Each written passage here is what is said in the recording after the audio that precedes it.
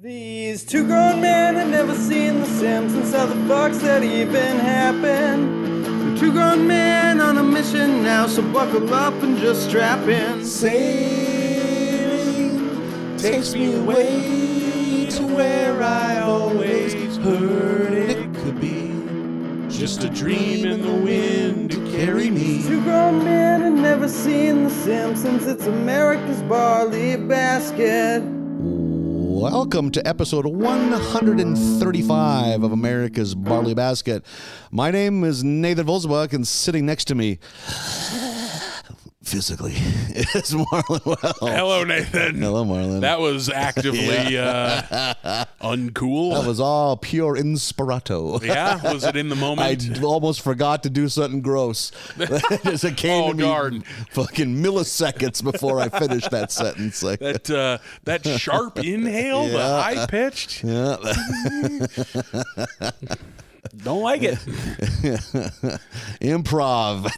Yeah. The best things come from it. Make that same noise anywhere else in your daily life. Yeah, like in line at Costco. Make that noise the next time you're talking to your mom on the phone. Sir, if you get another stick of summer sausage, it's only $1 of this coupon.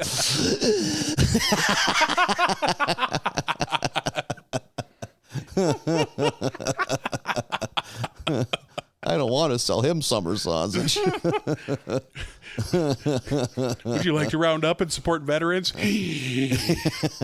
No. Absolutely. I like no being an answer. You're after into it, that but sound. you also can't afford it. Times are tough. Oh, God. That's why I got the cheese quesadilla, not the chicken. We're balling on a budget, sir. Speaking of human noises, about an hour before you got here this afternoon, my upstairs neighbors were at it. Really? My upstairs neighbors that's fun. were pouring the fucking coals to each other in an alarming, violent fashion. That happened very often. I don't think I've ever heard of it. Pretty rare. Pretty rare. That's what made me think. It's like, oh, good for them. Like, I've, hear it in hotel rooms. I've heard it before, both here and in other apartments, but it's not an everyday occurrence by any means. And it was 12:30 in the afternoon. I was just going to say, good for them. The sun was still out. Just both on a sick day, both playing hooky. 3-day weekend, just getting after it. For as many apartments I've lived in, it's been rare, but the one I had it in was literally every night. Yeah. It could get so aggressive, I couldn't sleep. Good for them. Yeah, like they was fucking, that's college kid energy there, boy. They were fucking buck wild. That apartment was fucking just thin walls. The fucking wind would cut through it all the time. But like every apartment. Yeah. But like you could hear them. I couldn't make out the words, but I could make out the fucking tone of voice enough to what the emotion was. Yep. Uh-oh. he wanted something that was just a little too far. He just got shut down. This one, we got bed springs going, headboard banging, screaming, hollering. They were going for big air, as you might say. Jesus Christ.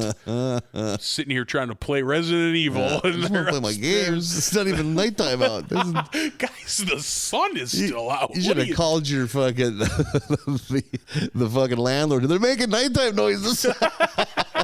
Who people? What? Who is this? I'm scared. From the sounds of it, I think Randy Savage is having a breech birth upstairs. Christ. Both fingers are raised in the air. We know what happens next.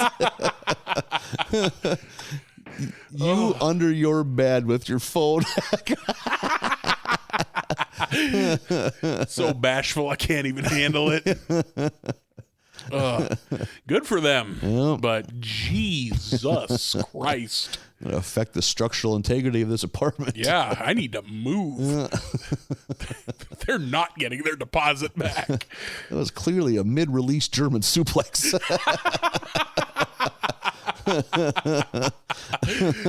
Onto a pile of squeaky dog toys.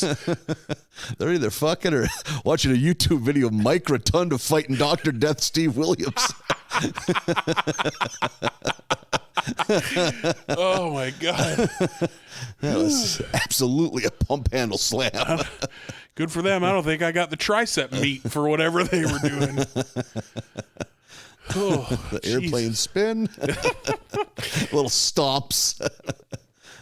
Oh, yeah, it was a fucking wild afternoon. Up there, Thez pressing each other. The most erotic of the wrestling moves. Yes, the Luthez press. Yeah, wild times here in Moorhead, Minnesota. Yeah. Hey, Marlon.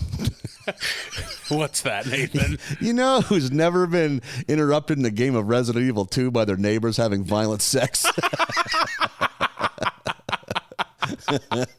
Who's that, Nathan? The Simpsons. That we know of. I think that'd be in an episode. That's a pretty monumental event.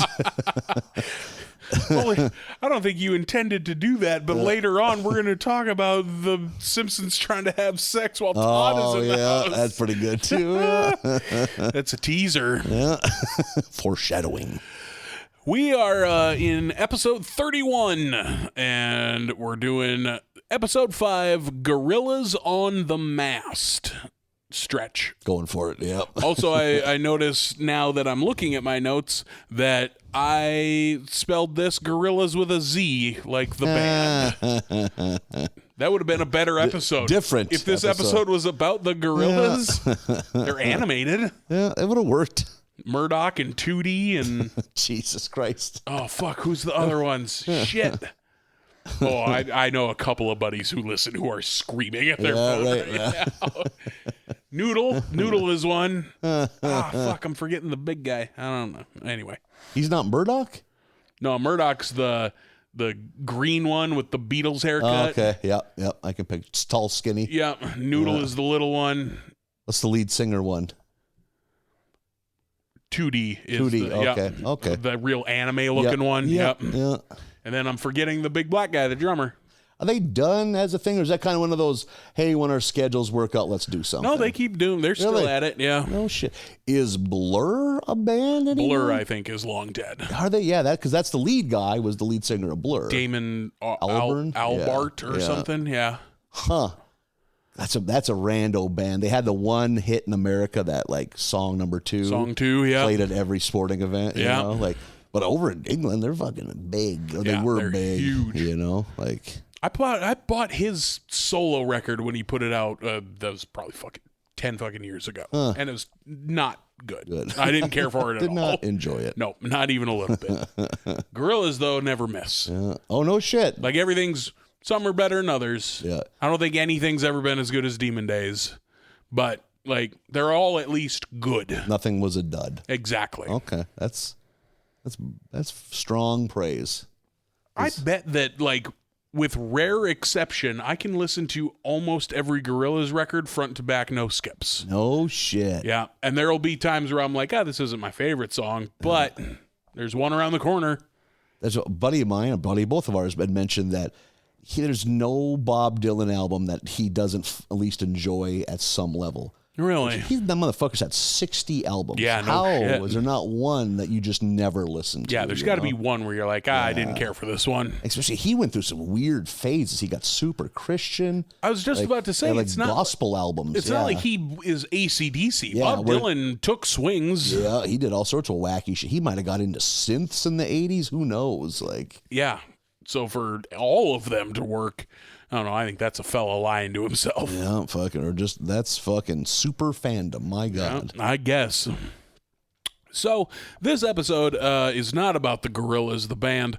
We start out at Aquatraz, which is an amazing name very good. For a Sea World type place.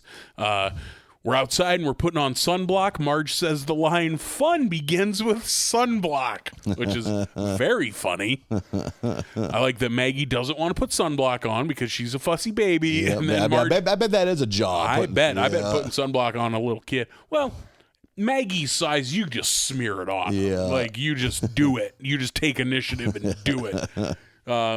But I like that the way she gets Maggie to cooperate is by saying, you don't want to look like Grandpa when you're older, do you? And Maggie just slathers it on herself. And consumes some. And then drinks the rest of it. I don't think you're supposed to drink sunscreen. Yeah, you should talk to a doctor after that. Yeah, take that baby to the hospital right now. While we're at Aquatraz, everything is super sad. This I imagine would be not far off the back of Blackfish, the documentary. Yeah, totally. At one point, I think it's Shauna is walking through the crowd. She's working there and being like, "Remember, there's penguin funerals every hour." Jesus, so they have that jazz band funeral that comes through with a penguin, heartbreakingly small casket. Lisa, of course, horrified by all this. The whole family's into it, but not Lisa. Lisa doesn't like this. Of course she doesn't, nor should she. This sucks. Yeah. I've never been to a place like this, but I think these places suck. I went to Sea Lab probably 20 years ago. Sea Lab? Or what is it? What's it called? Sea World. Sea World. There we go. You went to Sea Lab? I'm sure there's a lab there somewhere. They got to dope up those animals to keep them docile. Yep.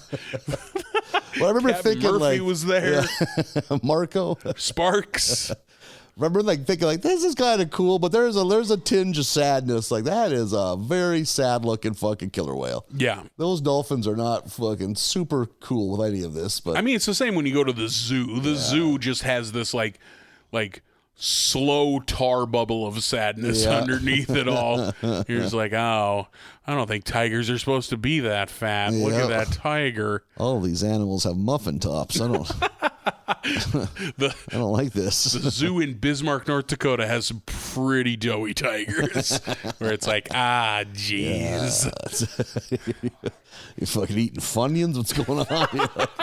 Real low carb diet for a tiger. Got a tiger with just a stack of 40 empty Lean Cuisine boxes. Lisa, not into this. We get Burns and Smithers coming by on their boat. Homer is out on a pier, walking along, looking at boats, coveting boats, wishing he had a boat, but he'll never have a boat because he can't afford a boat. Well, it's expensive. Yeah. And God damn it, they got to be so much work. Oh, my God. It has to be so much work to own a boat. You know what it takes to get a boat not to leak? You know, like if it starts leaking, you're taking so much shit apart and replacing so much. Don't they use platinum nails in boating? And they're like fucking like $80 a nail. Oh, I had no idea. Is that real? Yep, I know they use some kind of super expensive nails. Why? Just because they don't rust. Oh. Yeah. And there must be some other reason, but I think that's the main thing. Like, platinum nails sounds like a stick-on kiosk at the mall. Yeah, right. Yeah. Someone's having a spa day at Platinum Nails. Yeah. Ooh, I got little bejulies. I like that Burns and Smithers come by and they buzz the tower. They fucking splash water on the people eating on the pier. Yeah. I was only at the ocean that one time when I went to Maine here over the summer. The ocean, or at least the pier, got a little funk to it. It's got a little smell to it. Oh, yeah. That's some sea stank. Yeah. Yeah, that's a good word. Yeah. I'm not a fan of the sea stank. I bet it's a lot of rotten seaweed. Yeah. Like a rotten kelp. Yeah. Yeah. I'm sure it's all manner of organic matter there at the pier. Because when you eat, what are they called?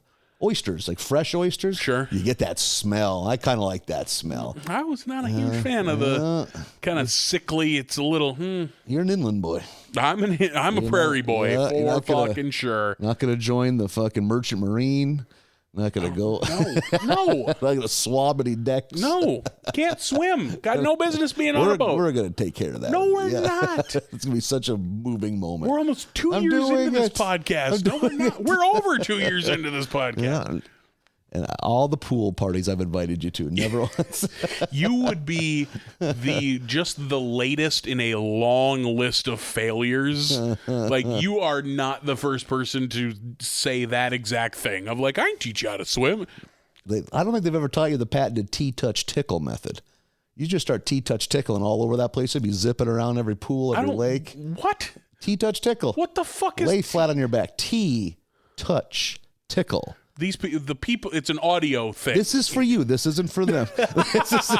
They can all swim. They're all worried about you. It looks like you don't quite know how to do the Heil Hitler salute, but you want to anyway. Look at this fluid motion. Oh, both arms doing it. You're fucking motorboating through fucking pools. You're hitting sweet jumps. The momentum, you're kicking the whole time too. It ain't just an upper body. You're kicking the whole time too. Oh my God. No, I'm not going to. Zipping around. I'm not. Like, not only can you not teach me, I don't want to learn. Really? So this is a two-pronged attack. Someday. No. Yeah. No. You're going to want to party on a beach. I'm 37. I missed it, You're okay? approaching your prime beach party years. I have not been in my prime at this point for almost 20 years. Like, there's Peaked at 12. I can't... You know, Nathan, I don't want to dig this deep of a emotional hole. You're not right, but you're not as wrong as I wish you were. Okay, Boys State, the geography bee. It was a pretty good year. I'm not going to swim. I'm not going to learn. It's impossible.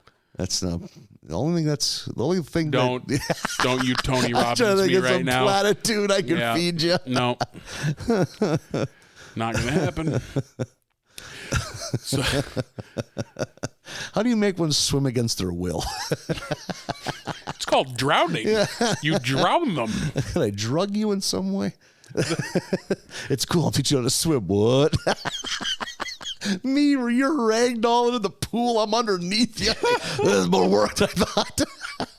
That's the thing. You would give up long before.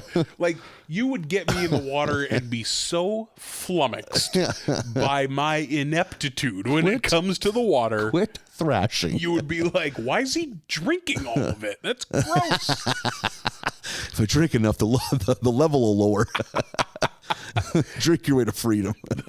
The last time I had a friend insistent they could teach me how to swim, I went to the lakes with them, and they put me through some, I don't know, drills, whatever the fuck you want to call it, and they gave up immediately. I think to learn how to swim, I'm a lake boy too, but I think to learn how to swim a pool is more ideal. But maybe that wasn't the problem.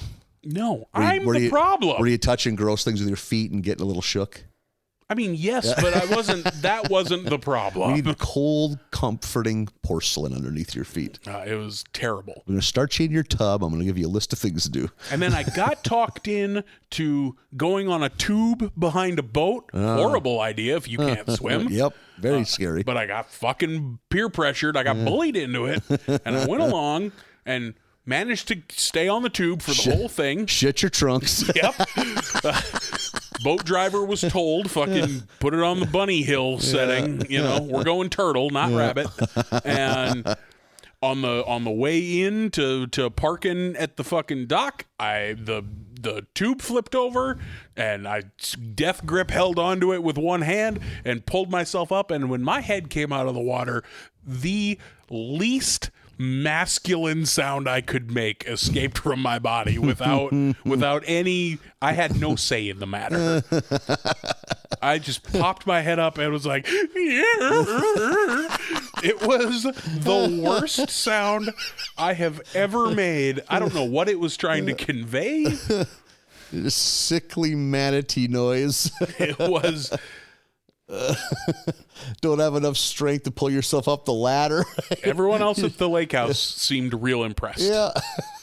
Yeah, lake things can be traumatizing even if you know how to swim.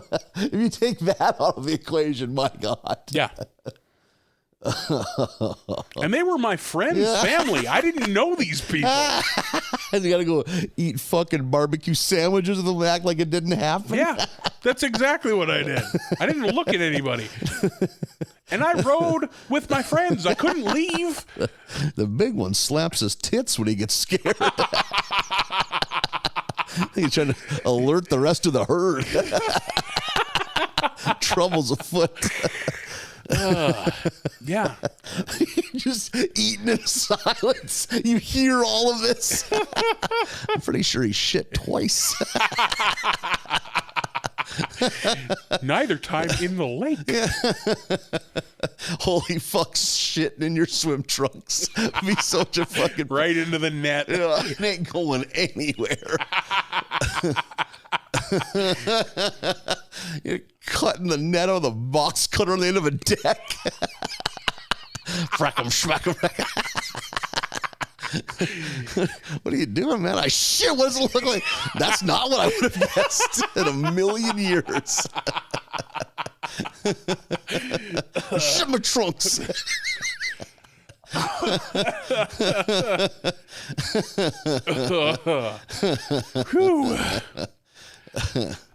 See you at the pool tomorrow. Shitting on the dock of the bay. Oh, God. Shit your swim trunks is a bad phrase. Yeah, don't like that. So while Homer is out admiring and coveting these boats, he's approached by a very shady boat salesman who immediately sells Homer a boat, because of course he does. Definitely would have been voiced by Phil Hartman 25 years prior. Yep, 100%. I hadn't thought of that in a long time, but yeah. He was pretty common in these episodes. Remember Phil Hartman on this show? Still, as far as salesmen go, no one has touched the RV salesman. Yeah. From like literally episode 2 of America's Barley Basket. Yeah. That was early. Yeah. Miss that RV salesman. Maybe he'll be back someday. Well, that'd be a deep cut. Holy shit. Mm-hmm. I miss the two people I've been waiting for to return are the RV salesman and Harvey Firestein's character when he's like Homer's intern or whatever. Oh, yeah. And he gasses him up. Yeah. Yeah. Been waiting this whole time. We're due for Hank Scorpio again, too. Oh, sure. I bet Hank Scorpio never returns. He's tough to write back in. Yeah. So the boat salesman come along. He's a fucking fast-talking asshole who sells Homer a boat, of course. Meanwhile, back inside the park, Lisa is escorted out while raving about how badly this orca is treated. And I like that to like placate her as security's leading her out. They give her a little stuffed baby seal, and that calms her down and it right does away. Work, yeah. Oh, it's so cute. As they're getting let out, I think it's Homer who grumbles like, kicked out of another amusement park, I guess. Lisa, upset about the whale and its treatment, recruits Bart and Willie to help free the whale. Willie's along for this one, just for fun. There's a fun moment where Willie is like, okay, we got to switch to stealth mode, and just puts a black kilt on over his red kilt. So the three of them get in there and free the whale, and the whale goes out to sea, and everything's great. And even Bart feeling pretty good about this. I love that he like did a good thing and now is confused as to why the feelings are uncomfortable. Yeah, just like, what's this? Homer grabs up the family and they take the boat out. Marge thinks it's a rental for the day. He hasn't like told her that it's their boat yet. And they're out there loving it. They're sipping drinks and splish splashing around. They murder Hans Moleman. Yeah, 88 years old, and I never learned to swim. So that we got an age on him now. Yeah, because didn't at one time he say he was 29 or fucking 28 seasons ago? Yeah, as a gag. Yeah, I think at the DMV maybe. Yeah, because he's been there for so long. Yeah. What's that thing that he's doing? It's the board that you stand on and paddle. Oh, yeah. I don't know. Is that what paddle boarding is? Maybe. Fucking maybe. Yeah, just standing on a surfboard with an oar. That doesn't seem fun. Who wants to do that? I guess it's a good workout, I guess. But yeah. So are lots of things that you don't have to get sand on you. Yeah. Maybe he has aqua socks. That's a game changer for sand stuff. I'm sorry? Aqua socks? Are you not familiar? Fuck is an aqua sock? It's a shoe that you slip on, nothing underneath, just right to your skin, and allows you to walk.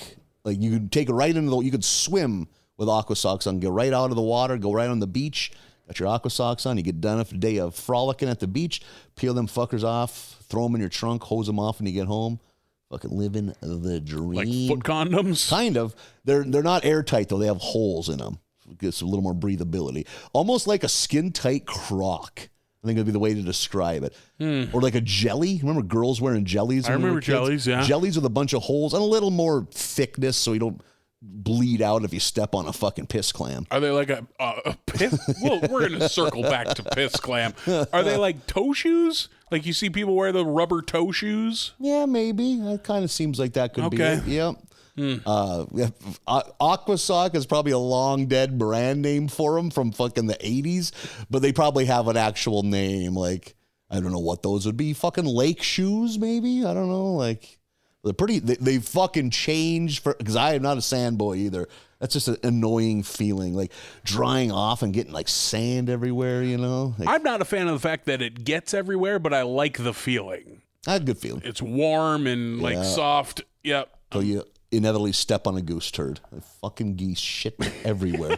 Fucking menace. That's the thing. There's always too much stuff in sand. You're going to step on half a fucking snarled up weed or something or a branch. Fucking beer caps everywhere. Yeah.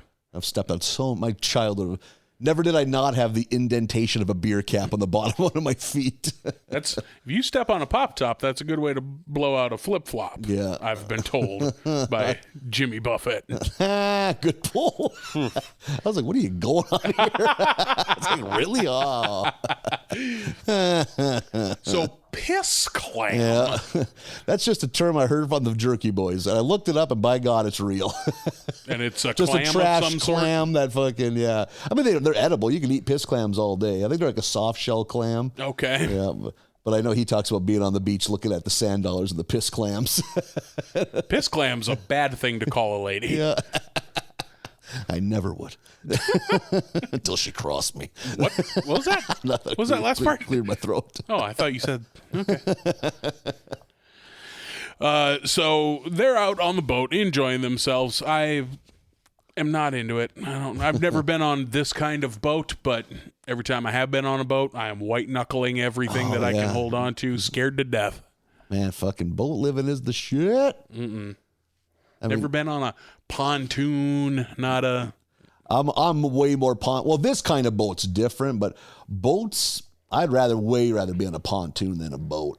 Pontoons are so much better. Like for fucking around, like if I'm trying to fucking set a land speed record, which I'm never going to do, that's boat material, but just drinking a fucking Busch Light in the sun, that's pontoon season there. I can do that on the land. Yeah. I can do that on the land. Oh, but that and I do.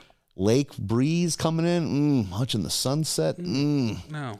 It'll get you to be a lake boy. You'd be an island boy. Oh boy.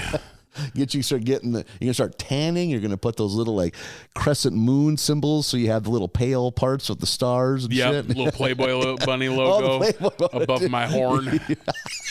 You're gonna be ready for the beach.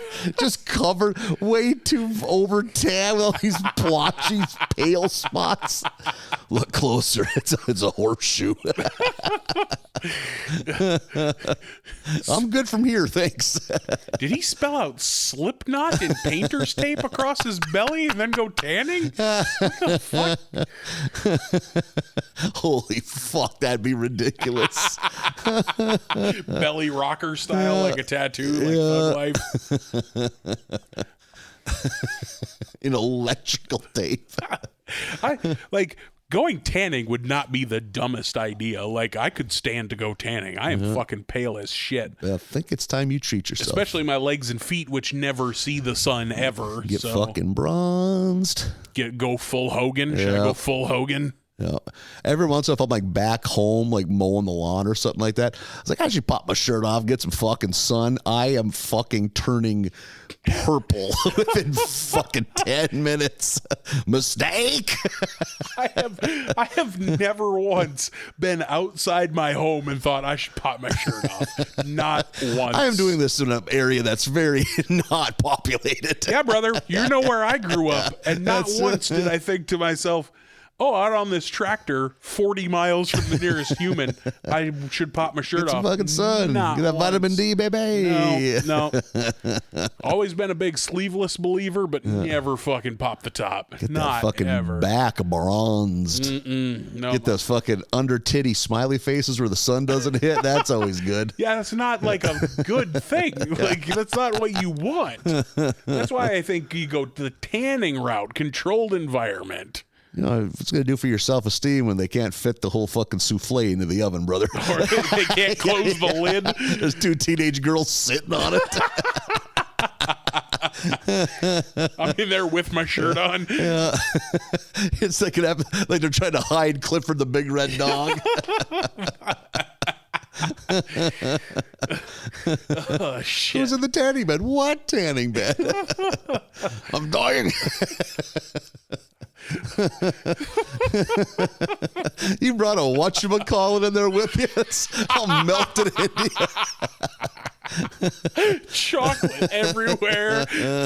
Oh, I fucked up. I had a buddy that worked at a tanning. It was a laundromat / tanning bed rental thing. He said the amount of fucking women that would shit in the little fucking complimentary garbage can, like the little toilet side one, if you can picture it. He says it was at least a weekly occurrence. And these aren't prostitute crack addicts. These are 19-year-old fresh-faced girls at North Dakota State University. I think what it is it's such a hassle to get dressed, get fully dressed, go into the fucking, you know, the laundromat and use their shitty little bathroom. So they just spit out a few turds into the fucking, he's like, there's not even a liner in it. Just the can. I just gotta fucking dump it into the big, and then I gotta hose that thing out. Oh, or my there's like, God. way more often was piss.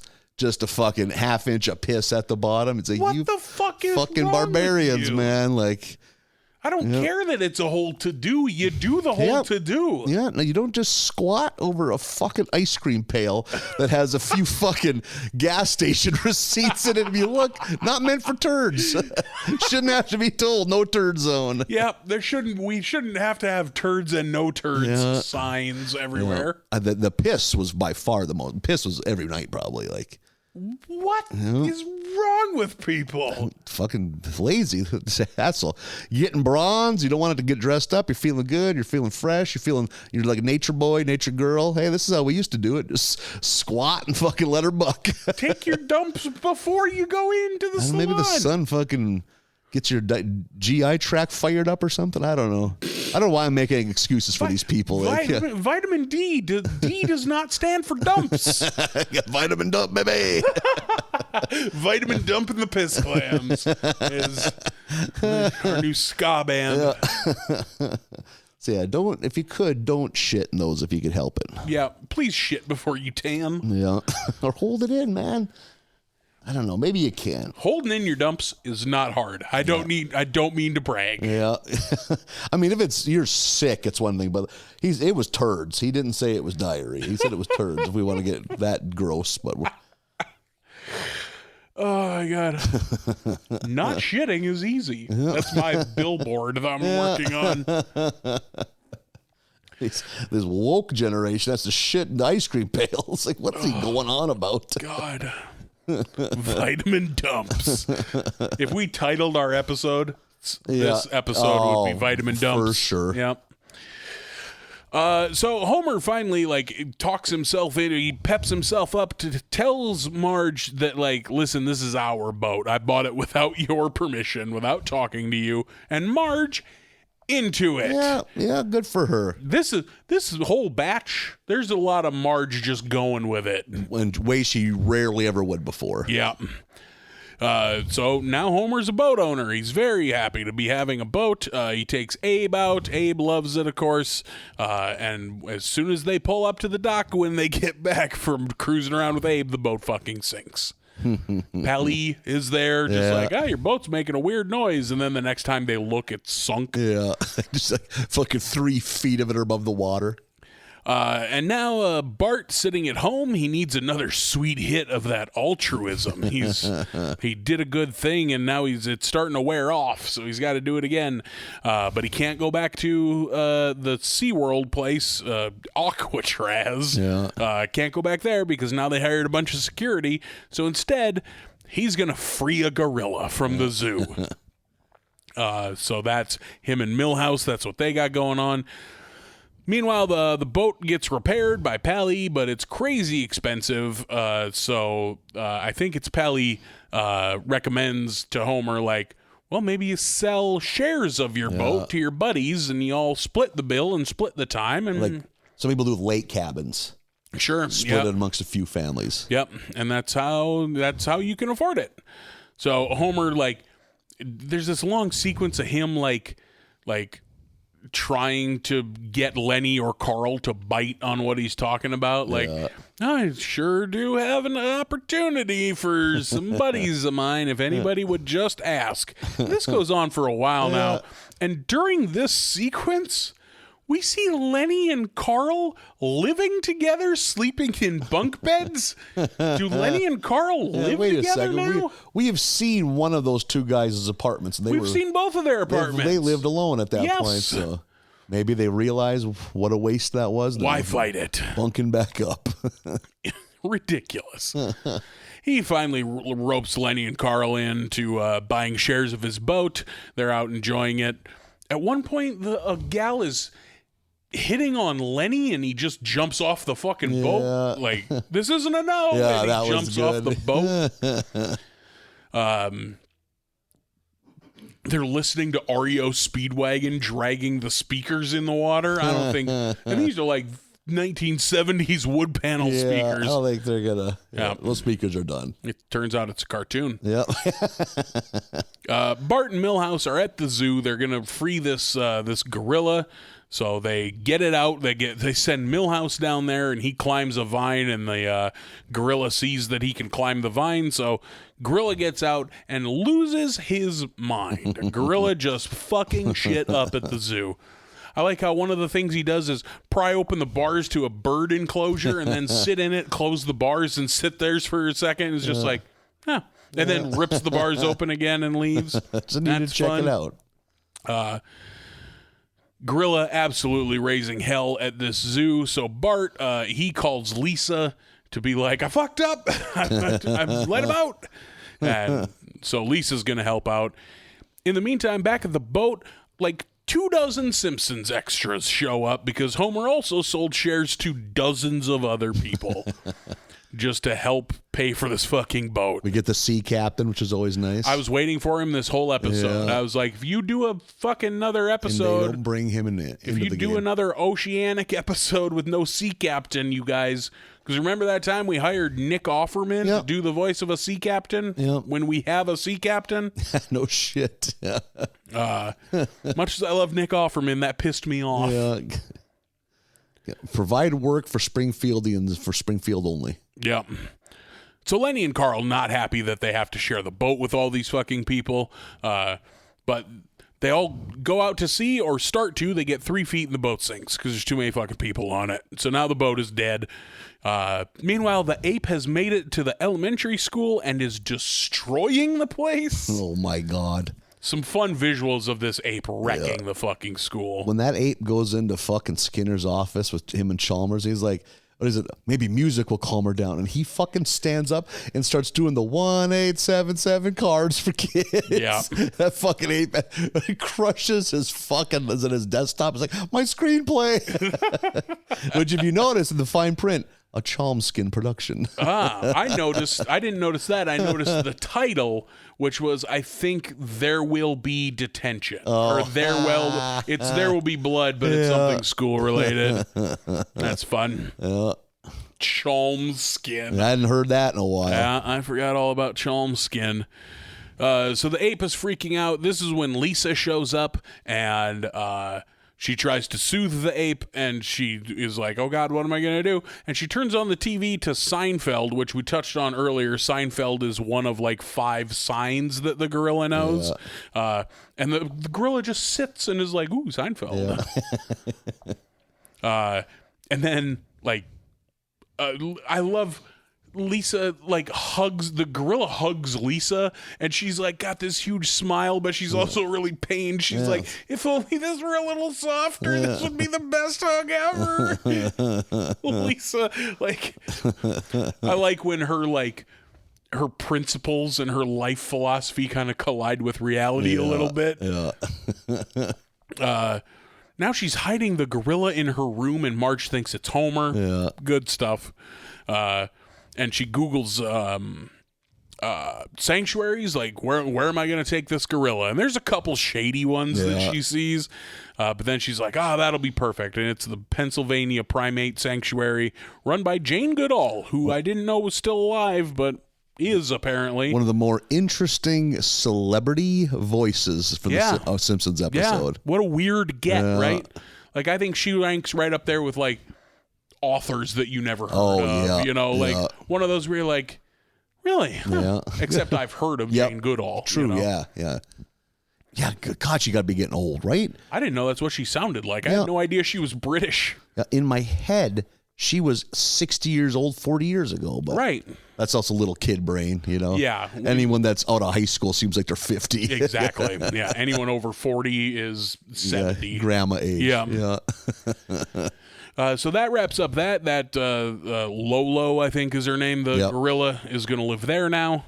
And over on the A story, they Homer and all the boat owners, or previous now boat owners, are in Moe's.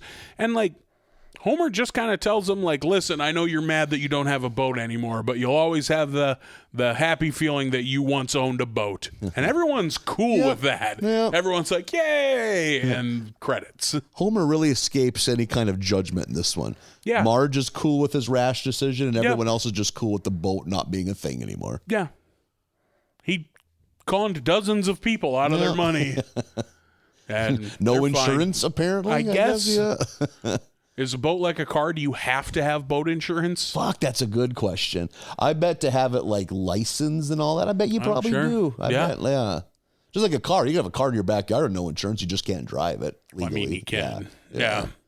I bet with a boat you probably have to. I bet the dirtbag circles you and I kind of run in, or at least run adjacent to, how many people do you think we both know who don't have car insurance? Oh, God. And are just out there on the road anyway. Just gambling.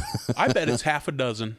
Yeah, that could add up. Yeah. Yeah. Probably not above 15, but more than 6. Or like someone that's like, oh, fuck, I haven't paid mine in 3 years. Like just thinking that they've been paying it this whole time. Yeah. I changed debit cards.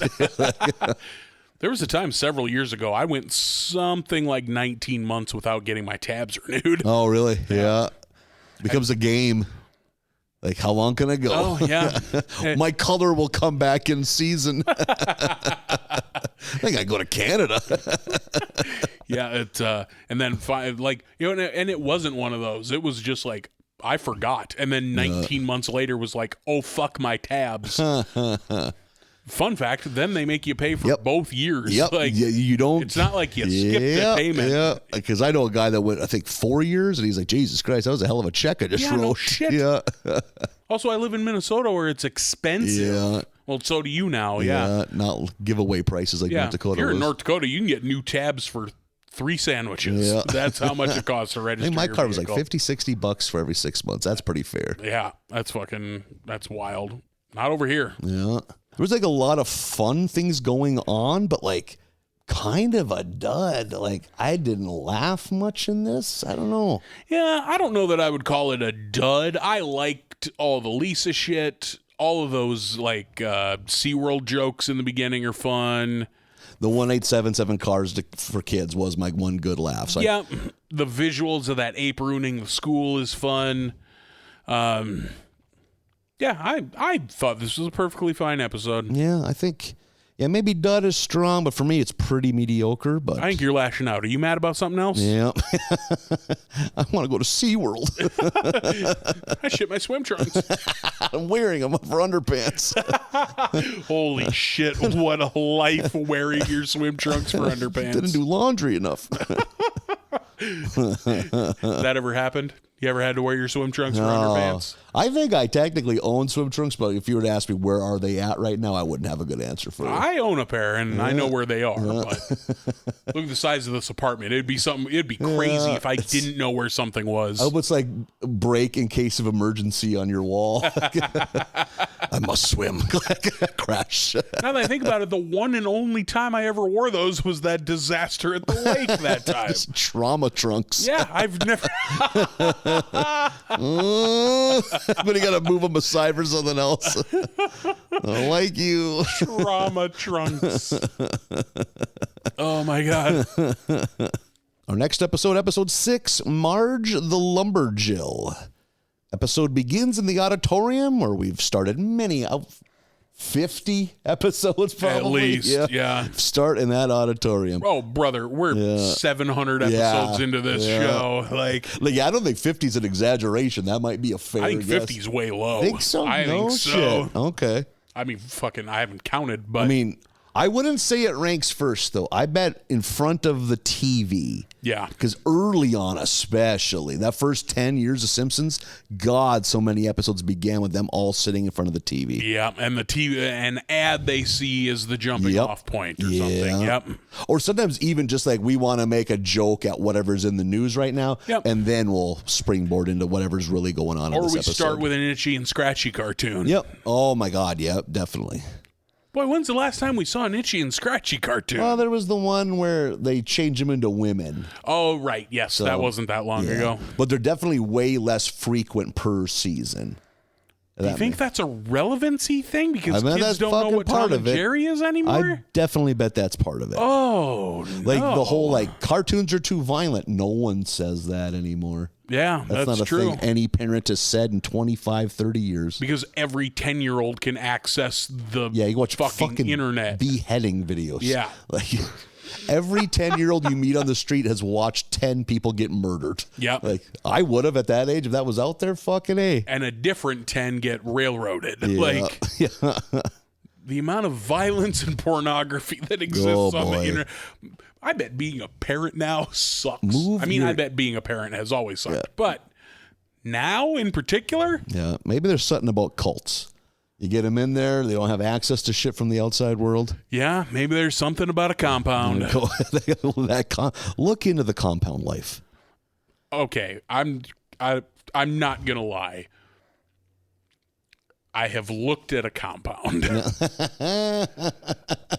You're thinking? On Realtor.com. Father Marlin, begin your own cult. It is outside of Palm Springs, California, and it is only about $400,000. Oh shit! And it is like out in the desert.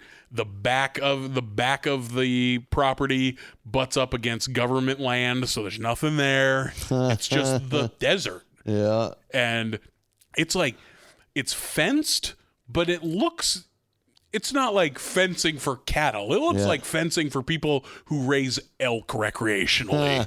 Super tall. Like 6-7 foot tall, yeah. Very serious fencing. There is a house, a guest house, a greenhouse, and some manner of small animal outbuilding. Like for, I don't know, chickens or sheep or something, goats probably, whatever you want to raise out there. And it's on a fair amount of acreage. So what's stopping you? There's an on-site generator. Like, I really went through this Realtor.com list. Fresh water, though? They got to haul water. There's a well. Oh, no shit. And I was like, man, you could just live out there. Live in the desert. You know where the nearest neighbor is? Not fucking close at all. We're talking 20 minutes away. Living in a fucking post-bombed out fucking wasteland. Like, it doesn't look so bad. Yeah. The house is kind of nice. No shit. I wonder what the story was behind the people that built it. No idea. Religious freaks. And there must be some manner of legal classification because it said on the listing zoned as compound. Really? Yeah. I wonder what the fuck that entails. What does that mean? Yeah. Probably got to get like fucking fingerprinted and shit because they're already worrying about you. You can know? only buy this if you need to tell us what you think Jesus is already back as. Yeah. You got to give like a dental impression. You need to know more about your teeth. That's tempting. Well, you know what? I believe in you.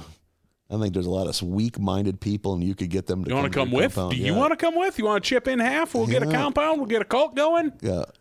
Since it's your idea, you're obviously Batman, and I'm Robin in this scenario. But what can my title be? I like a good title. Commandant? What could I be? Ooh, Commandant is pretty good. Even Associate is pretty decent. Associate's pretty good. Like, God, yeah, Associate sounds nice. Like, If I were out to screw you, I would offer associate. You can have commandant, which I think is better, but even associate is pretty good. Are you the kind of compound leader or the cult leader we don't see very often? Am I the face or the? You're always in the shadows. It's like an honor to talk to you. Like I think I have enough of the performative bug in me that I would need to be out there some too, but we can split it. You just want to be hanging out in the back, splashing yourself with water in the shadows. I mean, I would be doing that, but it's hot in the desert. I would also need to get on stage every so often. Give them a few waka wakas, get them all comedy excited. Compound. We could do comedy out there. Because I'm sure people would rather go to that than the one that's 6 blocks from their house. Yeah. Maybe there's not even a comedy club in Palm Springs. I don't know. True, yeah. God, the shit the internet lets you find out about. Why drive 90 minutes to L.A.? You can come out to the Comedy Compound. We promise we won't abduct you. Yeah, when you buy the tickets on Eventbrite, it gives you the gate key so you can get in.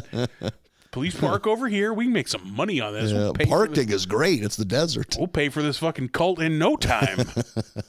All of our matching smocks will be covered. I should look and see if that thing is still available. Live the compound lifestyle. I kind of want it. I feel it. I can feel it in the timbre of your voice. Yeah. Desert compound. Desert boy. That's the life. That's the life for me. We can be lizard ranchers. Oh man, what kind of lizards we getting out there? But them big boys, Gila monsters, they can get you. They can go. I don't think they can kill you, but they can fuck you up. I think they're poisonous. Yeah, they got a poison bite. Yeah, I think it's not like enough to fucking kill you, but I bet if one bit you enough times. I think Gila monsters just kind of are real, like stationary too. So it's more of a case you're just walking along, doop-a-doo, and you actually kick one. I no longer want this compound because reptiles scare the shit out of me. Also, I bet you get fucking rattlesnakes out there. Oh yeah, there'll be rattlers out there. I bet. Fucking roadrunners. I've only seen a roadrunner once in real life. It's pretty fucking dope. I've only seen a cartoon. Yeah. They're little, aren't they? Very little, very fucking little. Are they fast? Fucking fast. Yeah. Look at that fucking thing go. It only ran for a short distance when I saw it. Like, do you think they must be able to fly? Just don't do it very often? I don't know. Not all birds can fly. Yeah, and the one in the cartoon sure don't. Yeah, he doesn't. So there's many missteries of the desert we'll solve when we're off our tits on peyote. Fucking. Because we're going to need some kind of symbol from the skies, and that's what we'll use to base our cult religion around. Fucking horsing down ayahuasca burgers. Just like, here we go. I don't feel good. Who wants to go to the moon? Just drive right into one of those outbuildings. Oh shit, my swim trunks. Shit my trunks again. Again. Shit my trunks again is the saddest. Commandant, I need fresh trunks. Yes, your lordship. Oh god. That's your Paw Patrol trunks. I can't. Laying them out for you. I can't go on stage when I've just made a fresh boom boom. All of this getting picked up by the mic. Oh no. I got a lapel mic that you forgot was on. Oh, master made a boom boom. Your mic is on, your lordship. Fuck those people. They're idiots. Anyone that joined this cult's an asshole. Just using them for free labor on the lizard ranch. How does the milk lizard? I don't know what we're getting out of them, but it ain't milk. It tastes terrible. They've got a stink gland. It's a defense mechanism. It's a self-defense mechanism. We got these fucking assholes drinking it. We're all going to go to jail. Sir, your mic. Oh, God. So we're in the auditorium. Thank God. The kids have a night of dramatic scenes that they wrote themselves, which is a very fun idea. I was like, I can get into this. They all wrote spec scripts, kind of. The first one was a scene from Riverdale where Milhouse is Archie, Ralphie is Jughead. I don't know who fucking Sherry and Terry are supposed to be, but they're both knocked up with Big Moose's kid. They were both pregnant by Moose, which I think that's kind of what Riverdale's going for. It's real sexy and real edgy. Edgy, Yeah. thank you. Yeah. I think there's like some horror elements. There might be, in Riverdale. You've never watched, I assume? No, I never have. You know, I'm Seems an like Archie one of those, purist. Yeah. Seems like one of those typical CW shows. Yeah. Everybody's hot. Yeah, know? every cast member's played by a hot 22-year-old. Yeah. All playing teenagers. Yeah, all playing 15-year-olds. Yeah, I don't know how old they're supposed to be in Archie. I'd say 17. Sure. Yeah. I'd say juniors. I would say, yep, juniors in high school. Yeah. Old enough to drive. That's true. Yep, old enough to drive, but never talking about college that I could ever fucking. And I've read me some Archie, let me tell you. There never seems to be any pressure about what's coming up after, if that makes sense. It was the 60s. Did anybody go to college yeah, in the that's 60s? true. But that's Vietnam to worry about. they didn't touch on that. Weirdly, Archie. that doesn't come up either. Yeah, they didn't touch on the problems of the world. God, they much. do one real dark issue where it's just them being like, I don't want to go. Fucking Archie has an older brother come back that's shell-shocked from Vietnam. Screaming about how he killed a kid. Jesus. Jughead takes a ball-peen hammer to his own hand to avoid the draft. Yeah. Well, I was thinking of entering the old jalopy in the hot rod competition. There's more to life than hot rod competitions, you asshole. You have to serve your country. I choked a toddler. I think I'm going to go to Pop Tate's. Have a milkshake. I don't know. I don't have a deep enough Archie bench to keep up with you on this riff. So when you want to end it, you just move on. Don't wait up for You're me, just brother. panicking over there. Oh, shit. Veronica? Is this guy from Archie or is he from Saved by the Bell? So when Screech gets a helicopter.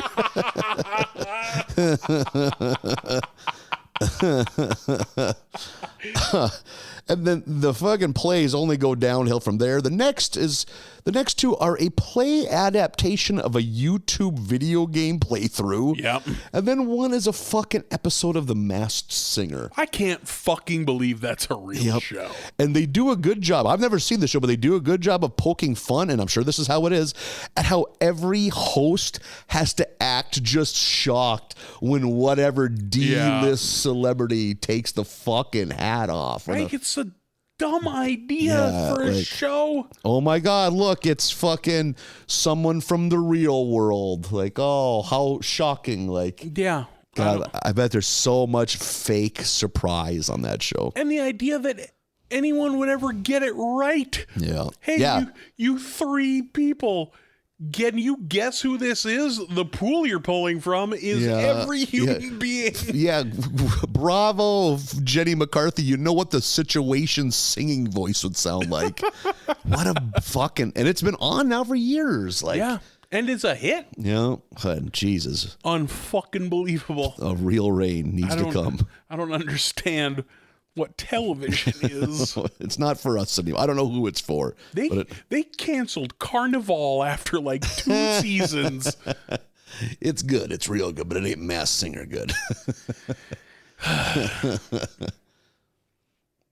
Lisa is last, and hers is an actual play titled A Long Day's Journey into Light Beer. It's the Simpsons in their kitchen. Ralphie plays Homer as a dumb, drunken buffoon. And Marge, who I don't even know who's playing Marge, is it maybe Lisa's the one black girl? I think so. Yeah, but it's just tough to tell. It was. I was like, I don't really know who that is. Because the only thing that's different is really the eyes. Because, okay, like this is a different kid because I can't tell, like this is none of the regular gang. Yeah, I'm not sure who that was. And they portray Marge as having a very boring life. And Homer's, he's oblivious to any of this poking fun at him. But Marge is fucking steaming. She's like this happens about once every few seasons where Marge gets pissy about people assuming that she lives a boring life. Yeah, this I thought the same thing as I was watching this. I was like, haven't we kind of touched on this before? That absolutely. Marge is like offended that she doesn't have anything going on. And it's like, I'm cool. That's like, Marge has some hey wait, I'm cool energy to her every so often.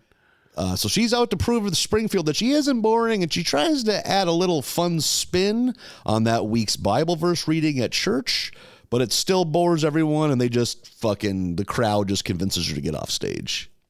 which is sad. Which, to be fair, she was like trying to fucking do bad stand-up at church. It was rough. Yep. Like doing the Jewish voice for Jesus and the fucking like John Travolta impression for Pontius Pilate.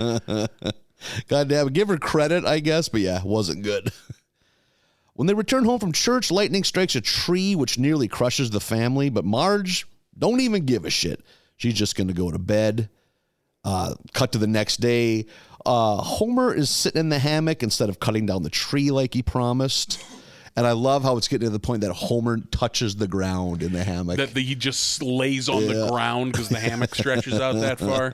Been a while since we've seen Homer in the hammock. Yeah. Homer in the hammock used to be a weekly occurrence. Yep. That was definitely a first decade fucking staple of this show. I bet I haven't been in a hammock in 23 years. We knocked that out the same weekend we teach you how to swim. Hammock safety, swimming safety. Let's start with hammock. You know, there's a swim-like motion to it. We can. That is a good story. Not. We'll have you lay on your tum. You're going to stick your arms over. We'll have you paddling in the hammock. Doing all this in a public park. You're still panicking in the hammock. There's no water. If you own a hammock but not any property, what do you do? A man without a country. Brother, can you spare a tree? These old tootsies have had a real rough run of things. I'd like to just lay up and get some R&R in your yard. Like, can you walk to a public park and put up a hammock? Fuck, I bet you can. At least for a while. Maybe someone will complain about it, but... Well, what's their complaint? You ain't bothering anybody. You rub it in their face how comfortable you are. Being in a hammock is the furthest from bothering anybody that you can possibly be. Yeah, I wonder. Fuck, I bet in a public park you can get away with it. Hammocks, and you got to measure out. You can't just fucking spitball a hammock. You got to fucking, because you get it too far apart, it's too taut, and you get it too fucking low. That ain't no good. You're doing what Homer's doing. I bet you just can. You do it enough times, you know how much rope you need. I think you just travel with too much rope because you might end up with trees real far apart. Yeah, you know. Sounds like the talk of a brilliant hammockologist. You just slowly close your laptop and go to bed. Don't even like, well, see ya. None of that. I just walk into that bedroom. I'm suddenly awfully tired. Now I kind of want to buy a hammock and go lay in a park. I mean, not today. It's fucking 4 degrees just outside. Gonna say, it ain't quite hammock season yet. Ever the optimist. Soon, you walking out in the snow with your hammock, looking out at that park and then dropping your head sadly. He could just look out the window. Clearly, it's still winter. Or bundle up, trudge through all the snow and find a couple trees and string it just up. Fucking rough it for 90 seconds and run back in, freezing your ass off. That'd be a way to make the local news. Like, a man was in a hammock. That's the fun. That would make the local news. That's the fun thing at the end. Yeah, that's the he thing doesn't let the weather stop him from relaxing. And then a 4-second clip of me going, I just love hammocks. And then that's it. One more check-in with weather, and then it's credits and music, and we're out. That's usually just lay on the couch, but my house is full of shitty fucking swim trunks. Hard cut. Thought I'd take a break from all the turd nets and get out here in nature. We need to screen these people better. So when Homer doesn't get around to chopping up that tree that fell from the lightning strike, Marge angrily does it. And fucking hey, she does a hell of a job with it. And I think it's Patty notices how good that Marge is swinging that axe. It is Patty. Yep. So she brings over a woman named Paula, who is a professional lumber sports athlete. Yep, timber sports. That is some vintage late 90s ESPN2 content in the middle of the day. Yep, airing between 2 different metrics World's Strongest Man events. So she shows up and kind of gives Marge a few pointers and also mentions like, fucking Marge, you got what it takes to be fucking good at this. And Marge is taken to it quickly. We get a fucking song from Jill Sobule of all people. I don't know who that is. And she's referenced by name later on. I think Lisa overhears a song. She had like a very minor, probably 1995 era hit called I Kissed a Girl.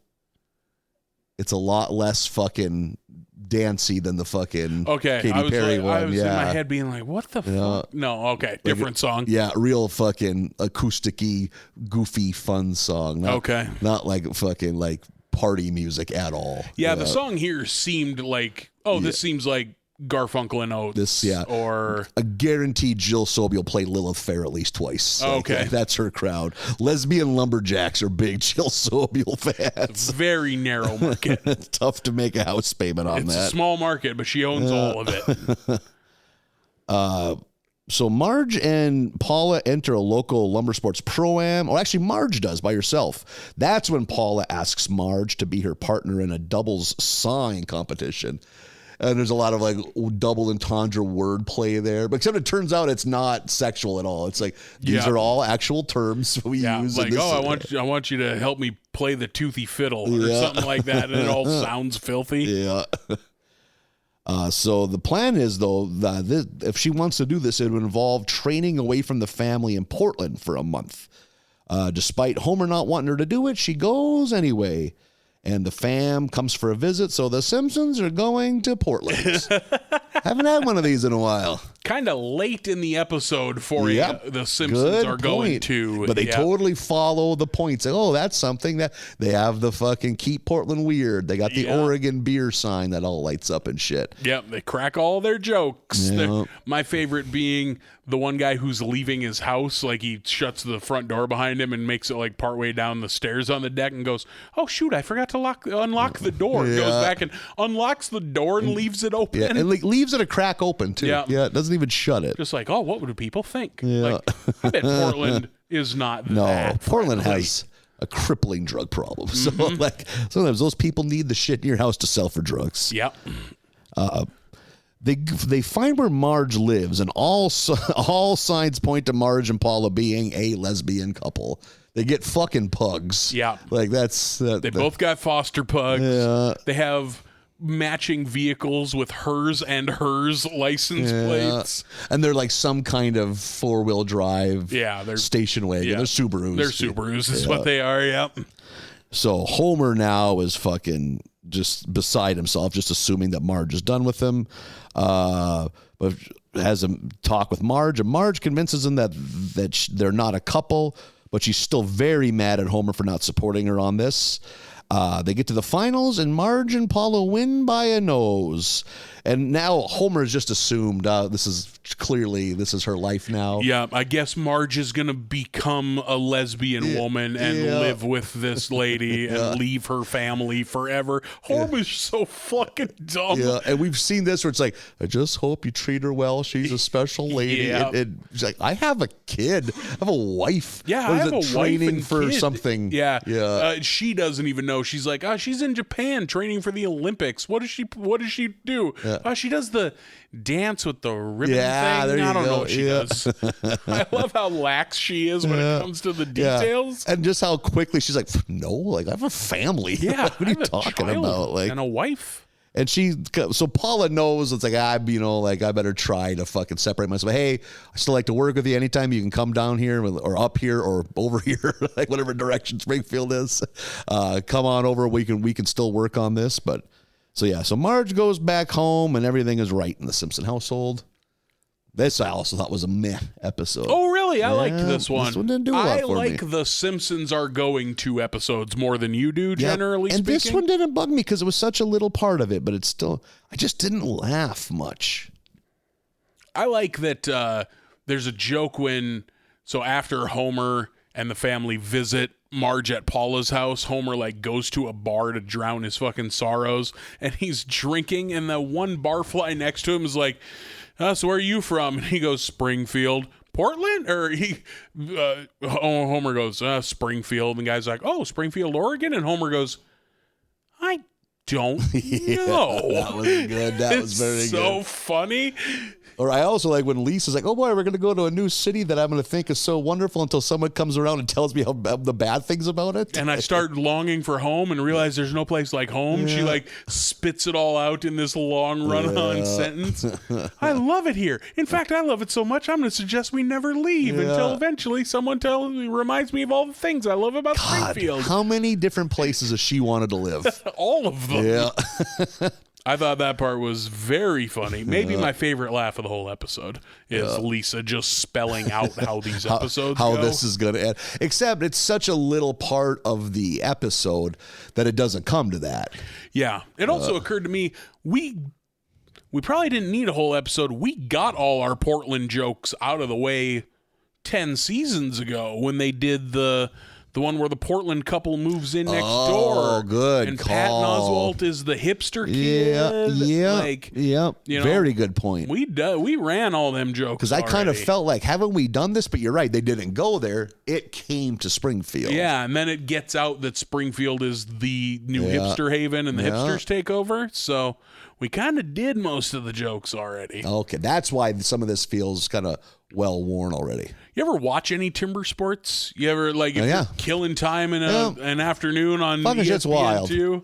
The chopping up the tree, taking the board below you, put in that shit's terrifying. Yeah, like I don't like heights to begin with. Yeah, like just what stops that from not shaking out when you're violently swinging a fucking axe? Who fucking knows? Yeah, if it's on and I got nothing else to do and I'm in a hotel waiting for a comedy show that night, I'll fucking watch timber sports. What a weird thing to figure out you're good at. Yeah. How do you find out? Yeah. How do you find out you're good at that kind of thing? You got the build of a competitive fucking log roller. I bet that's the hardest part because, most of these guys are probably big burly lumberjack types who are good at throwing logs and cutting shit. Yeah. I bet when comes time to do the log roll that requires you to be like little fucking twinkle toes. Yeah, like I bet that's a tough one. Yeah. Or maybe the opposite. Maybe you got some skinny fellas good at that. Yeah, you struggle in all the rest of it. Like a DH. Yeah. Like it just get off the bench, Johnson. Designated logger. We got some logs that need to be rolled. I've always noticed it on television. It's also, I learned in this episode, extremely true in cartoons. You know what is way harder than it looks like? What's that? Chopping shit with an axe. Yeah. God damn it. Yeah, it's a technique. Yep. I don't know how much wood chopping with an axe experience you got, but it's fucking tough. Enough to really discourage me. Yes. It's hard. I remember being that kid, and there'd be the wood pile there, and they'd go, I'll go grab an axe. I can chop some of this. Yeah. Shit's exhausting. Yep. Fucking chopping firewood, hell of a workout. Yes, it is. Axes are heavy. Fucking Rocky IV. Yeah. He eschews modern workout and goes back to nature, baby. Yep. Carries a log up a hill. Yeah, fucking chopping wood, carrying the fat guy around in a wagon. Yeah. It's chopping wood's a fucking nightmare. Episode 7, Livin' La Pura Vida. We're at a sleepover over at the Millhouses, or at least we had a sleepover at the Millhouses. Marge is picking up Bart the morning after. Her fucking quote. They each had a 5-hour energy and a jar of Nutella, then stayed up all night watching Russian dash cam videos. So good. It's such a great way for two 10-year-old boys to spend a night. You know what? Maybe that's how 10-year-old boys... Nowadays. Maybe that's what they do. Yeah, I bet that's a lot of it. They just watch weird YouTube videos. Yeah. Kids love YouTube. I know that much. That's all they fucking want to watch. Do kids watch proper shows anymore, or do they just watch YouTube? I think when they're really little, they still do. They still watch half-hour Paw Patrol. Bring that up again. That type of cartoon. Sure, yeah, Peppa Pig. But once they get old enough to make choices, no, I want to watch kids open toys. So insane. I want to watch kids play a video game. I want to watch Mr. Beast with his fucking, what do they call it? Poverty tourism. Yeah. Yeah, but have a fucking PlayStation 5 collecting dust, but we'll watch kids play video games. Yeah. Jesus, turning into old man grump hour. Like I get it. I get the appeal of watching someone play a video game. I'll watch those once in a while. Like for me, it has to be watch me beat Mario 3 in fucking 17 seconds. Oh, sure, yeah, that might be fun. That kind of thing is fun too. But on this, it's an ongoing thing on this podcast. Foods I had never heard of until adulthood. Nutella is likewise. one of them. I was like, what the fuck is this? Put it on your toast. Like, this is fucking chocolate frosting. This is, I mean, I'm going to do it. This is cool, but this is going to kill you. I'm trying to think. Have I had Nutella? There's a decent chance I haven't. I was early 20s. I had a buddy of mine was in his apartment. He had something. I was like, put that on some toast, man. That's pretty fucking good. I'll bet it's, like you said, it's chocolate cake frosting. Of course it's fucking good. What is it? Is it hazelnut? Chocolate and hazelnut, yeah. It's a fucking treat for sure. But to put on toast, like, I don't understand.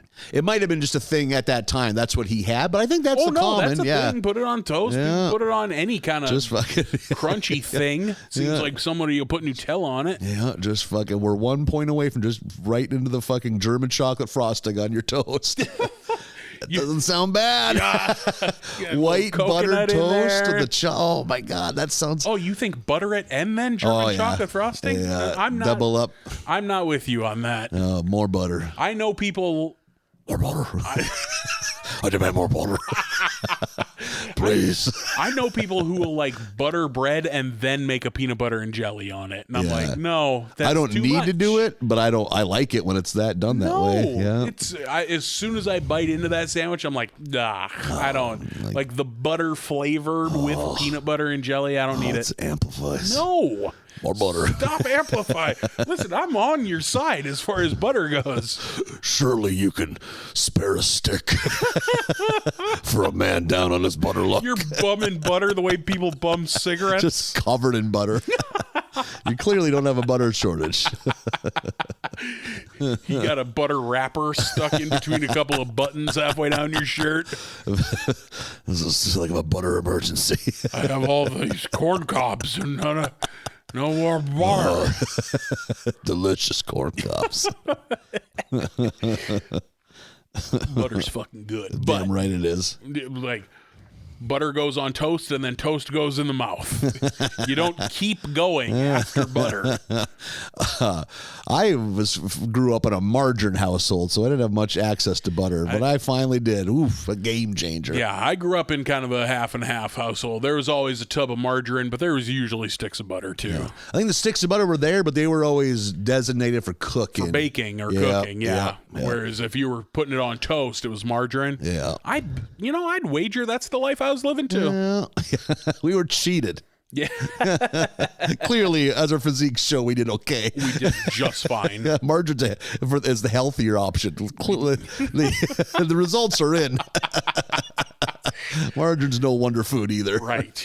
Yeah, I don't know that I have either in my home right now. I don't ever need butter. I'm not. Oh, really? I always have it just for the rare occasion I need it.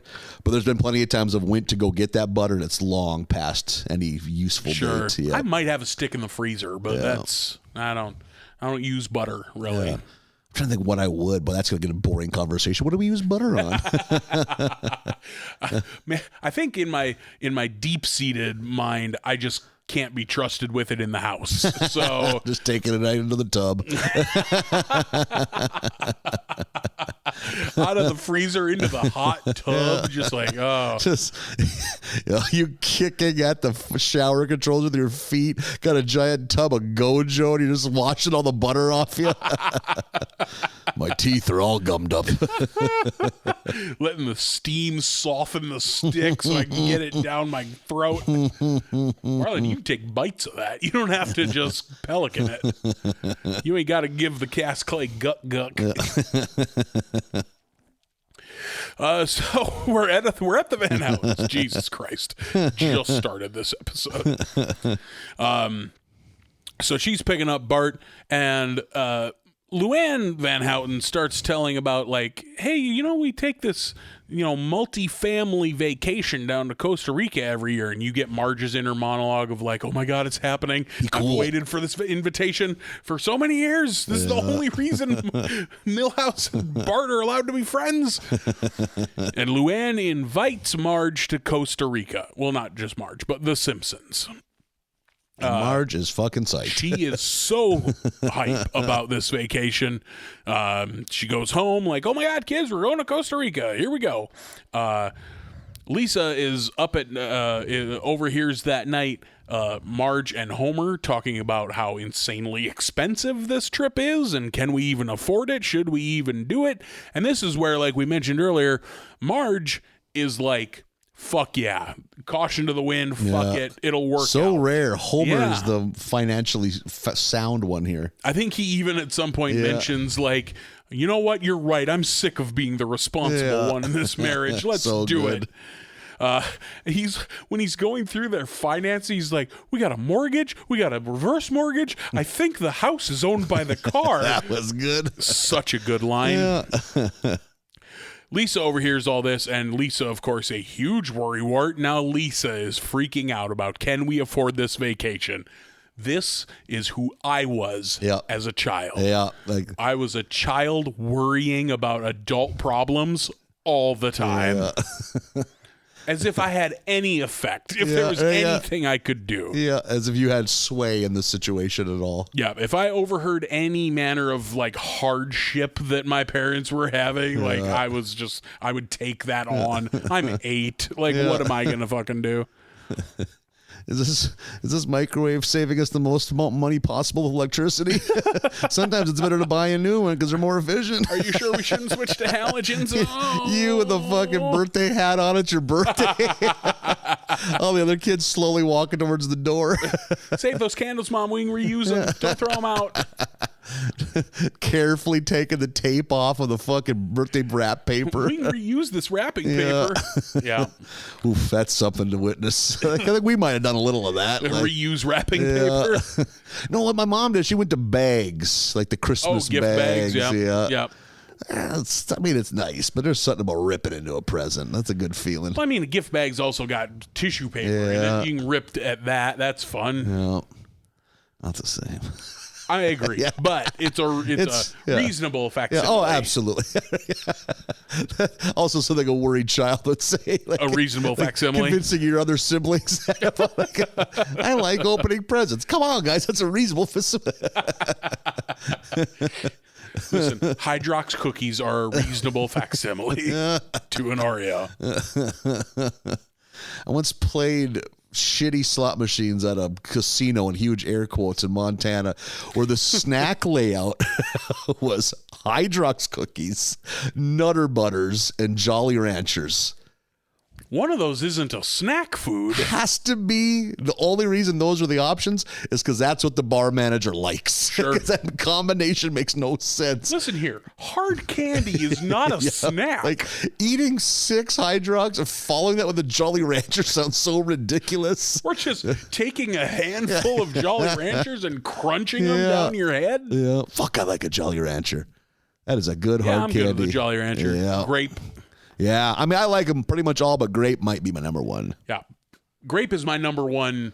Most things. Of anything. Yeah. Most Kool-Aid, things, hard candies, Gatorades. Yeah, if I don't know what to do with a Gatorade type beverage, I go with grape. Yeah, grape it all. Yeah, I think that's the rule of thumb. I don't know what to pick. I can't go wrong with grape. Yeah, I'm a serial grapist. Yeah. Oh, wow. You did it. Take a lap. This is my Rocky moment. Edit in Ode to Joy here. just enjoy it.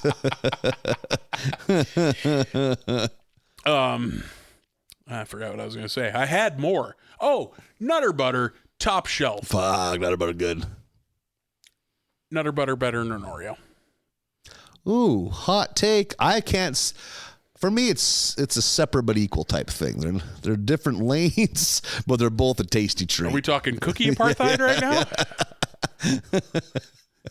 Cook apartheid. I had to. If you noticed, I did hesitate to really think about. Do I actually think that? Yes, I do. God, yeah. I mean, for me, it's fucking nose a piece. Yeah. I mean, I'm not going to throw an Oreo. I'm not going to be pissed on about the either floor. of them. Yeah. Oreo, I don't know if you've bought in a bag of Oreos lately. I have not. Or a tray of a thing of Oreos. A platter. a package of Oreos. Oreo, the standard Oreo. Yeah. And I had to look this up to make sure I wasn't losing my mind. Oreo is now putting less stuffing in the standard Oreo. Sons of bitches. And the double stuff has not changed at all. Interesting. A standard Oreo, not enough stuffing now. No shit. A double stuff Oreo, too much stuffing. They're just steering you towards if you're a stuffing enthusiast. Huh. Isn't that like... Man, the old Oreo had the fucking ratio pretty much sound. Yeah, totally. Nice mix. And I've always been a standard Oreo guy. And now double stuff, too much. I wonder if you can buy your own stuffing and you can like bulk them up yourself. I mean, sure, the fucking jar of cake frosting. I'm sure you can get there. It would be a reasonable facsimile. Pre-opening all of your Oreos and putting a 1/8 layer of the fucking a quick swipe with a butter marshmallow knife, cream shit. Yeah, just putting them all together. Well, now I'm gonna need a bigger sleeve. Oh, I didn't think about the math. You guys haven't got a buddy the 3D printer. I'll eat whatever doesn't fit. There's 16 of them. Oh, God. Fuck up. Oh, God. I'm going to shit my trunks. Coming down my trunks. Yeah, I noticed that a few months ago, and I was like, am I crazy? And I looked Googled it up. Sure enough. It's a real thing. They're fucking us. Assholes. Big Cookie at it again. Fucking Nabisco. Got his thumb on the little man. Yeah. We're coming for you, Nabisco. So now Lisa is stressed about the money. We're at the airport. We're heading out to Costa Rica. The Hibberts, the Van Houtens, Chalmers and Shauna. I always forget that that's his daughter. Yep. Chalmers and Shauna, and Patty with her new girlfriend, Evelyn. Yeah. Who's a hillbilly lady. Which Homer immediately is pissed about. Yeah, to be fair, can't blame him. Marge hid that. Yep, absolutely. That is pretty shady. I'm going to say this one's on Marge. Marge should have told Homer that Patty and her girlfriend were Marge get some selfish Marge here, which she deserves it. She rarely is this person, but yeah, Marge is so rarely the bad guy. She can have one once in a while. I don't know how to say her last name. Feimster? Fortune Famester. Okay. Is playing Evelyn. Oh, okay. That adds up now that I think about it. Yeah. I've seen her stand up. I like her. Yep. She seems very nice. Good guest on a talk show or a podcast. Yep, totally. I think she's got good host energy. Yep. I think she hosts some manner of like Netflix cooking competition show or something like that. That seems right. That adds up totally. Too. Yep. She's kind of got Lady Ron Funches vibes, you know? Yep. Likeable, fun, totally. goofy. Yep. I like her. Sounds like we're fucking press agents or something. Sounds like we're trying to sell her to people. We need to get you on Team Fortune. She should take over for Pat Sajak when he hangs it up. That's it. Right. They're gonna fucking steer that ship into a fucking pile of burning tires, go down, swinging. Wait, do you think when they? No, there will never be a time that Wheel of Fortune isn't on television. Man. The fucking. For a month afterwards, it should just be an empty board, and the camera just holds on that for half an hour so we can drink in the magnitude of what Pat and Vanna accomplished. Fucking Family Feud has been limping along 40 years longer than it ever should have made it. And Wheel of Fortune is 10 times the show Family Feud is. Yeah. Fucking Family Feud was just cycling through hosts with the quickness. Yeah. They went from fucking... Louis Anderson for a hot minute. Richard Karn from Home Improvement. Jay Peterman, I can't think of his real name, but a white-haired guy from Seinfeld. Yep. They were all in and out within a couple of years, I bet. Yep. Steve Harvey's got it on lockdown now. Yep. Yeah, you can't get rid of Wheel of Fortune. Yeah, I'm sure it's an institution at this point, but hard to imagine without Pat. I would have zero problem with that. I find Pat super unlikable. Oh, no shit. I always enjoy Pat. Fuck Pat. Yeah. Ooh, hot take. I will give Pat this. He often seems annoyed with the contestants, and I like that. And I think he still is good at seems genuinely happy when they win, which I appreciate. Sure, yeah. Yep. He's rooting for them. He has like holdover 70s host energy. Yep, and I like that too. Yep. Yeah. He's not a failed actor. He fucking moved to Hollywood to host a game show. Used to be a weatherman. That adds up. A TV weatherman. Okay. Back when weathermen were just weathermen and not meteorologists, you just needed to be the TV personality. You had a good tan. The nerds were back there looking at the Doppler radar. You just needed to relay it. Pat Sajak in the mid-'80s had his own failed talk show. I mean, like, going up against Carson level. There was a a late night show. Yeah, a late night Sajak show. Yeah.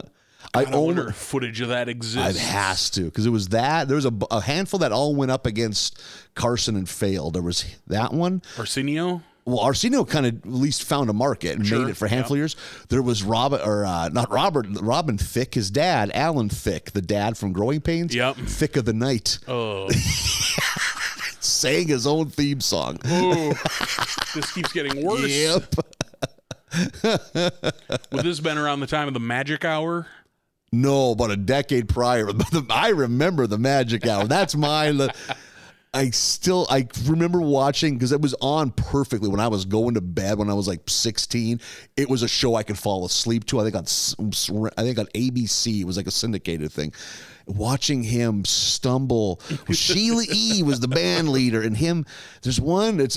I've found out that it has lived on in infamy, and it's like him talking about birthday parties. Yeah, I got my kid all these cupcakes. When I was a kid, birthday party was just one cupcake. And we'd share it. It was just like, and Sheila E. with her drumsticks, like, good one, Madge. Oh. Anyway, here's Boomer Esiason. He doesn't know he's up yet. He's halfway through shaving. Oh, shit. Hey, Boomer, you like cupcakes? I guess, Magic. Oh, man. Yeah, if you can watch the worst of Magic Hour, boy, there's some gems to be had there. Warms your heart as a Boston fan. Yep. I now have nothing but affinity for Magic Johnson. Yeah, totally. A nice guy. Yeah. But back then, you were like, AIDS. Choke, buddy. He beat AIDS. Yeah. That's like Superman shit. Mm-hmm. No, AIDS is just a minor annoyance. Yep. Which is good. Yeah. Good. My God. To be clear, good. Yeah. We're not pro AIDS here at America's Barley Basket. It used to be back in my day. You got it and you were done. You got your affairs in order and walked into the ocean. Now it's just like a bad cold, which it's not at all. Lisa is fucking losing it at dinner because they're wheeling out all this fancy food. There's lobster and clams and steak and all that.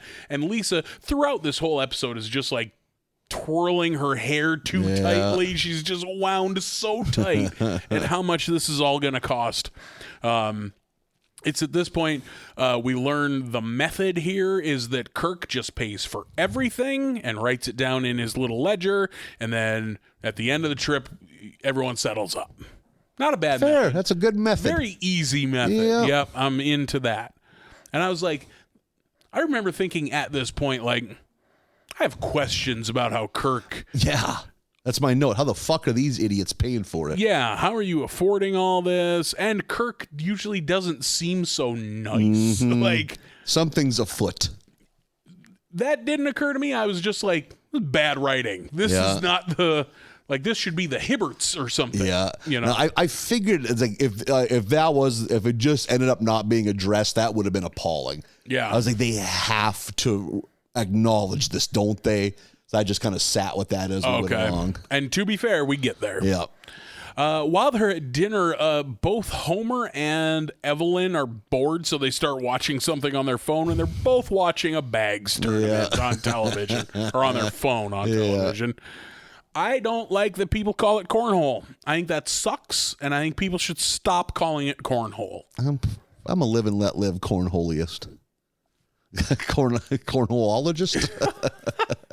What's a cornhole enthusiast? There's got to be a name for it. I don't know. But I don't know. I'm not thinking about, hey, want to play cornhole? Sure. Want to play bags? Sure. It's bags. Yeah. Norwegian golf? Why not? No, Norwegian golf is something else. Oh, yeah. Break it out, baby. Let's play one I game. thought you were saying also that it's bags is just for people too poor to afford to dig in horseshoe pins in their backyard. I'm trying. There's another name in some areas. Norwegian golf goes by a different name, too. I think there's a proper name. Yep. It's not Norwegian golf. Yeah, I can't think of what it is, but there definitely is one. Rope and ladder or something dumb. Man, fucking horseshoes are dying a slow death. They Not never. as long as I'm around, baby. I mean, there's someone out there still playing fucking who knows what long lost game. Horseshoes and Wheel of Fortune will live forever in this country. I don't think you got to worry about Wheel of Fortune, but horseshoes. People play bags. That's just horseshoes. Yeah. It's easier though. That's why. Yes, totally. Yeah. You can do it inside. Yeah. You don't. Or it's just portable. They're not heavy. Portable's fucking nice. Yeah, you can do it tailgating. Pretty tough to bring a horseshoe set tailgating. But when you get a fucking ringer and a game of horseshoes, you feel good. Clang. Yeah. Because it's fucking hard. Yeah. God, horseshoes is so I can play horseshoes right now. In the snow. There's a horseshoe court right up here. Did you know that? No shit. There's horseshoe courts here in Moorhead right north of...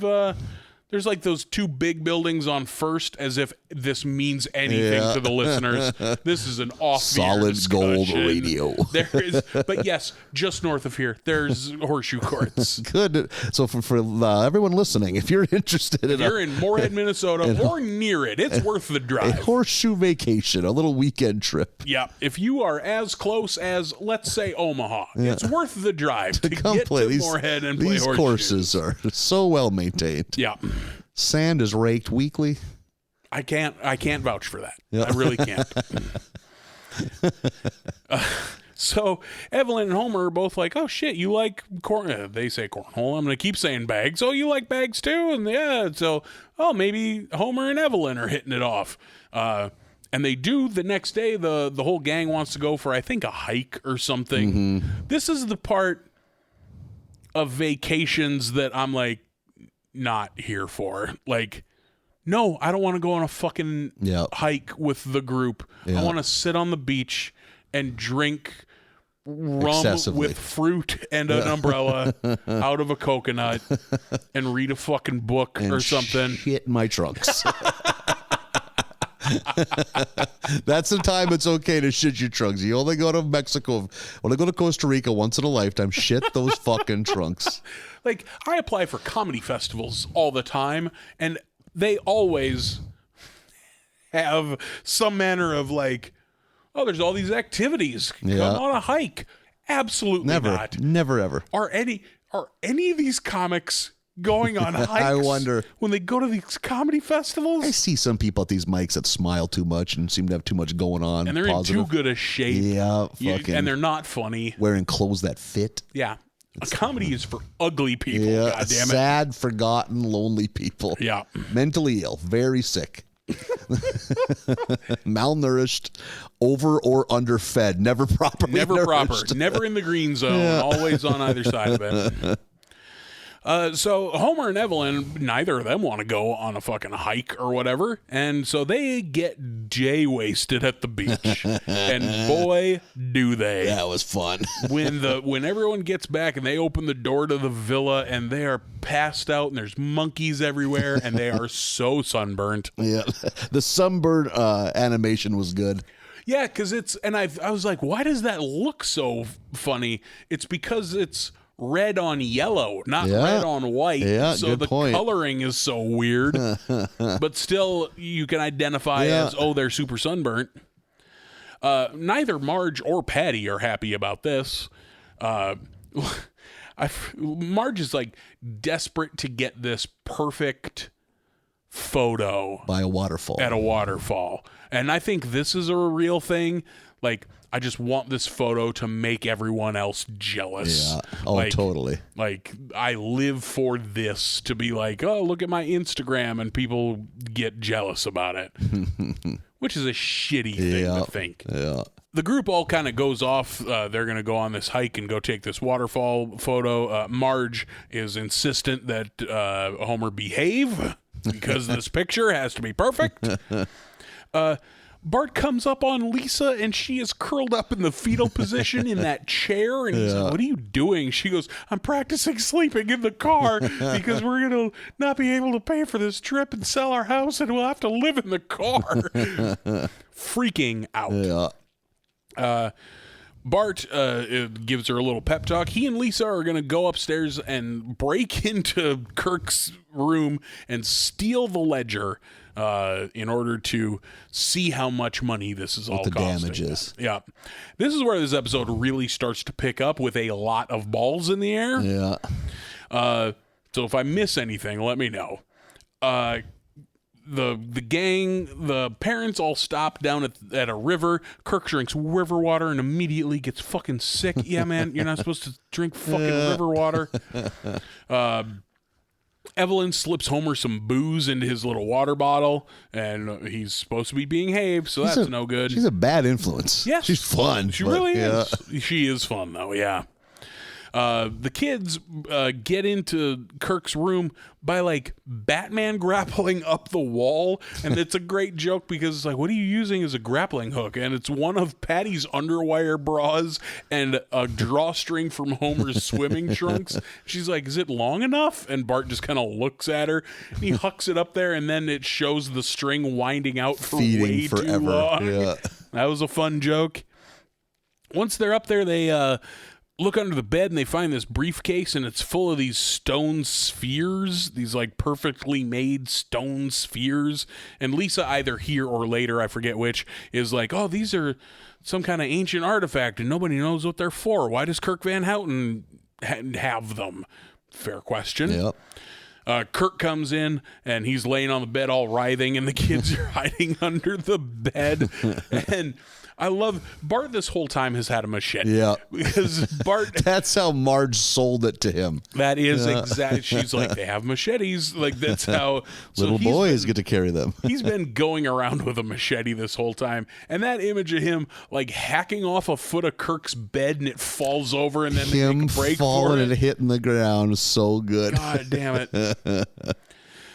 So they take off. So now Marge and all the adults are at the waterfall, and Marge learns that Homer is getting drunk, and she's pissed, and all that. Evelyn's a horrible influence on you, and they take the perfect photo. It looks nice. It does, because Homer's like eyes are a little droopy, so it looks like he's really like feeling it, looking deep into Marge's eye. Like it's the perfect photo. And then Evelyn dives off the waterfall and knocks Homer's phone into the water, ruining the photo. You spend kind of this whole time with Marge mad at Homer and Patty mad at Evelyn, which is fun because, like, Homer and Evelyn getting along should make both of them happy, but it doesn't at all. Yeah. They're having dinner at the villa, and Lisa like brings out this one of the spheres that they took and like makes this big to-do about like the Van Houtens are smuggling these artifacts. That's how they pay for the trip. It's a very like it's PayPal kind of vibe. Yeah. And I think it's Luann just takes the sphere and twists it apart, and it's salt and pepper shakers, and she's like, they were going to be gifts, but you ruined it. Like a going away present. Yeah, like a thanks for coming on the trip thing. Yeah. It's at this point that they're getting kicked out, the Simpsons are, like, and Homer pays Kirk. He writes his check, and I like that it, like, takes it out of him. Yeah. He, like, has to really try and write this check, and then when he does, he curls up on the couch. Lies down for a bit. Yeah, just like, oh, God. So I forget how we get here, but they decide they're going to steal the salt and pepper shakers, or... They didn't get one, is what it is. They got charged for it, but didn't get one. And they feel slighted, and they're already mad at Kirk and Luann already. So they go back into the house to steal it. And that's where they find, you don't see it right away, but they find something in the bedroom. And they're like, oh my gosh. And then it cuts to the rest of the group ziplining, because that was the activity for the day. Ziplining looks fucking terrifying. Yeah. I will not. But it's pretty dope. I bet it's fun. But I don't like heights or speed. Like, tell me what ziplining has for me. It's a combination of heights and speed, Marlon. Okay, well, I also don't like harnesses that V up into my ball bag. Not a fan. Yeah, you got to figure out the way to make it tolerable. You got to mush some shit around down there. Yeah, but you get... Oh, there ain't no way. There ain't no good answer. You get D-rings all up in your bits and carbiners that are not resting the way they should. I don't like how this carbiner feels in my undercarriage. So they go out to the ziplining spot and they make their big reveal. The portrait is of an ancestor of the Van Houtens. Yeah, I can't think of his name, but it's good. Which makes sense because the Van Houtens are Dutch, and the Dutch East India Trading Company was all up in these islands at the time. I like that there's, like, historically, sure, this checks out. He's the one who built that villa all those fucking generations ago, and they exposed that the Van Houtens they've owned that place outright for how long, and then have just been charging these other families to come on vacation in order to fund the vacation. That's shitty. Yep. That's genuinely shitty. At the least, that has to be up front. This is like a rental. Like, we're not doing anything out of the goodness of our hearts. This is a business of ours. Like, then I can accept it. But like, and charge for the food, sure. But like, and if these other families are your friends, you don't charge them for rent to stay there that week. I see that you disagree. If you have seen the work Kirk has had. He is not in a position. God, I would laugh at a list of the jobs Kirk's had. I bet it's good. Oh, fuck. There's got to be at least a dozen by now. Oh, easily. God, he's had some fucking pathetic jobs. Like a lot of jobs that involve him wearing a costume, which is never good. Remember when he was a DJ at that one at Mo's wedding? Oh, there's the one where it's just him in his underwear. I can't remember what, after a long day of work doing what. And the other beats sitting and playing some video pop and eating some chintzy pop. Oh, God. On just that little, like, Tiger Electronics. Not hooked to the internet. No, not that kind of video poker. Just the Tiger Electronics digital poker. So good. So Kirk and Luann's scam is unveiled, and the rest of the families are pissed. And there's a long like chase sequence on the zip lines. In the meantime, Patty reveals to Marge that she broke up with Evelyn because she's too much like Homer. And then Marge catches up to her on the zip line and kind of explains like. You should like that she's a Homer because, like, my Homer is good to me and your Homer is good to you. And basically talks her into taking Evelyn back. So they stay together. And then we're pretty much wrapped up. We're on the plane ride home. My last note just says, Bart has a machete on the plane. That's not a thing you can bring on a plane. They'll stop you from that. They will gently but firmly tell you no. Aggressively stop you. Machete, bigger than I think it is. Yep. The couple of times I have held a machete, I'm like, oh, this is longer than I thought. Yeah. You see that the real purpose of it is chopping down. Oh, absolutely. Underbrush. You know, it's like. Makes you realize whoever is in the Jason suit is a mountain of a man. Yeah, that is he makes it look like a butcher knife. Like a big butcher knife. Yep. Where it's more like a little sword. Yep. Yeah, that's a very good point. That thing doesn't look that big, and that giant dude. It's like as long as your torso. Yeah. Oh yeah, you see it in real life. It's a sword. Yeah. Like you could still go to Ace Hardware and buy a machete. Can you? Yeah. Or maybe I have to go. I don't know why I was so excited about that. You're setting up a fucking piggy bank with machete fun written on the side. Putting coins in and clapping. Yay! It's almost machete season. Machete time. Yeah. Chop chop. Oh shit. I don't know about you. I love this episode. Very fucking this good. episode is so good. Because I wasn't a big fan of the first two. This one was a fucking tasty treat. The amount of balls we're keeping in the air by the end of it, this felt ambitious. I was like, good for you guys. There is no just lays in this episode. We're getting a Kirk who's like succeeding, which is so weird. Like, it's like this fucking house of cards has to collapse. Yeah, like, Lisa just twisting her hair the whole time. Like, I love freaking out Lisa. Yeah, Marge with all of her motives and wants that picture so bad. Like, and also just like throwing caution to the wind. Who cares how we'll pay for it? You know. I think our house is owned by the car is such a funny line. That's good too. Yeah, this episode legit very good. Yep.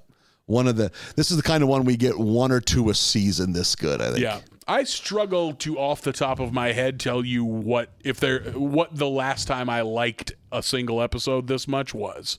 I love this episode. Okay. I laughed more at the last batch, the one with Michael Rappaport. Sure. Yeah, that's a good one. I don't know if it's a better one, but I laughed more. Yeah, it's good. We're up to episode 8, Thanksgiving of Horror. what have we here? I was very excited when this started. We get Marge coming out from behind a curtain. Classic. Yeah, probably like, is that the first treehouse or second? It's the first and second, I think. Okay, yeah, you're right. Maybe it does happen Definitely twice. the first, and then the second one, I think she's salty. Like, Yep. none of you listened last year, so fuck it. Don't let your kids watch. I already told you that. Yep. And this one, it's kind of like, well, we've decided, there's so much things to be scared of in this place right now. Like, why don't we do 2 holidays worth of this? So what you soon figure out is this is gonna follow the template of Treehouse of Horror. I love it. Yeah, I love that they do a big splash intro of Thanksgiving of Horror, but it's in spilt gravy. Yeah. God, I was on board immediately. Yeah, this was fun. I was like, what have we here?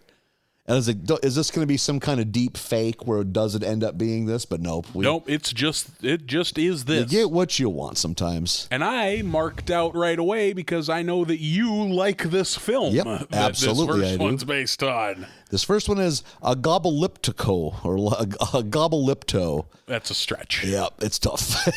The Simpsons, along with many other Springfieldians, are turkeys. Everyone's a turkey. Just living that turkey life out in the jungle somewhere. We come upon Marge laying an egg.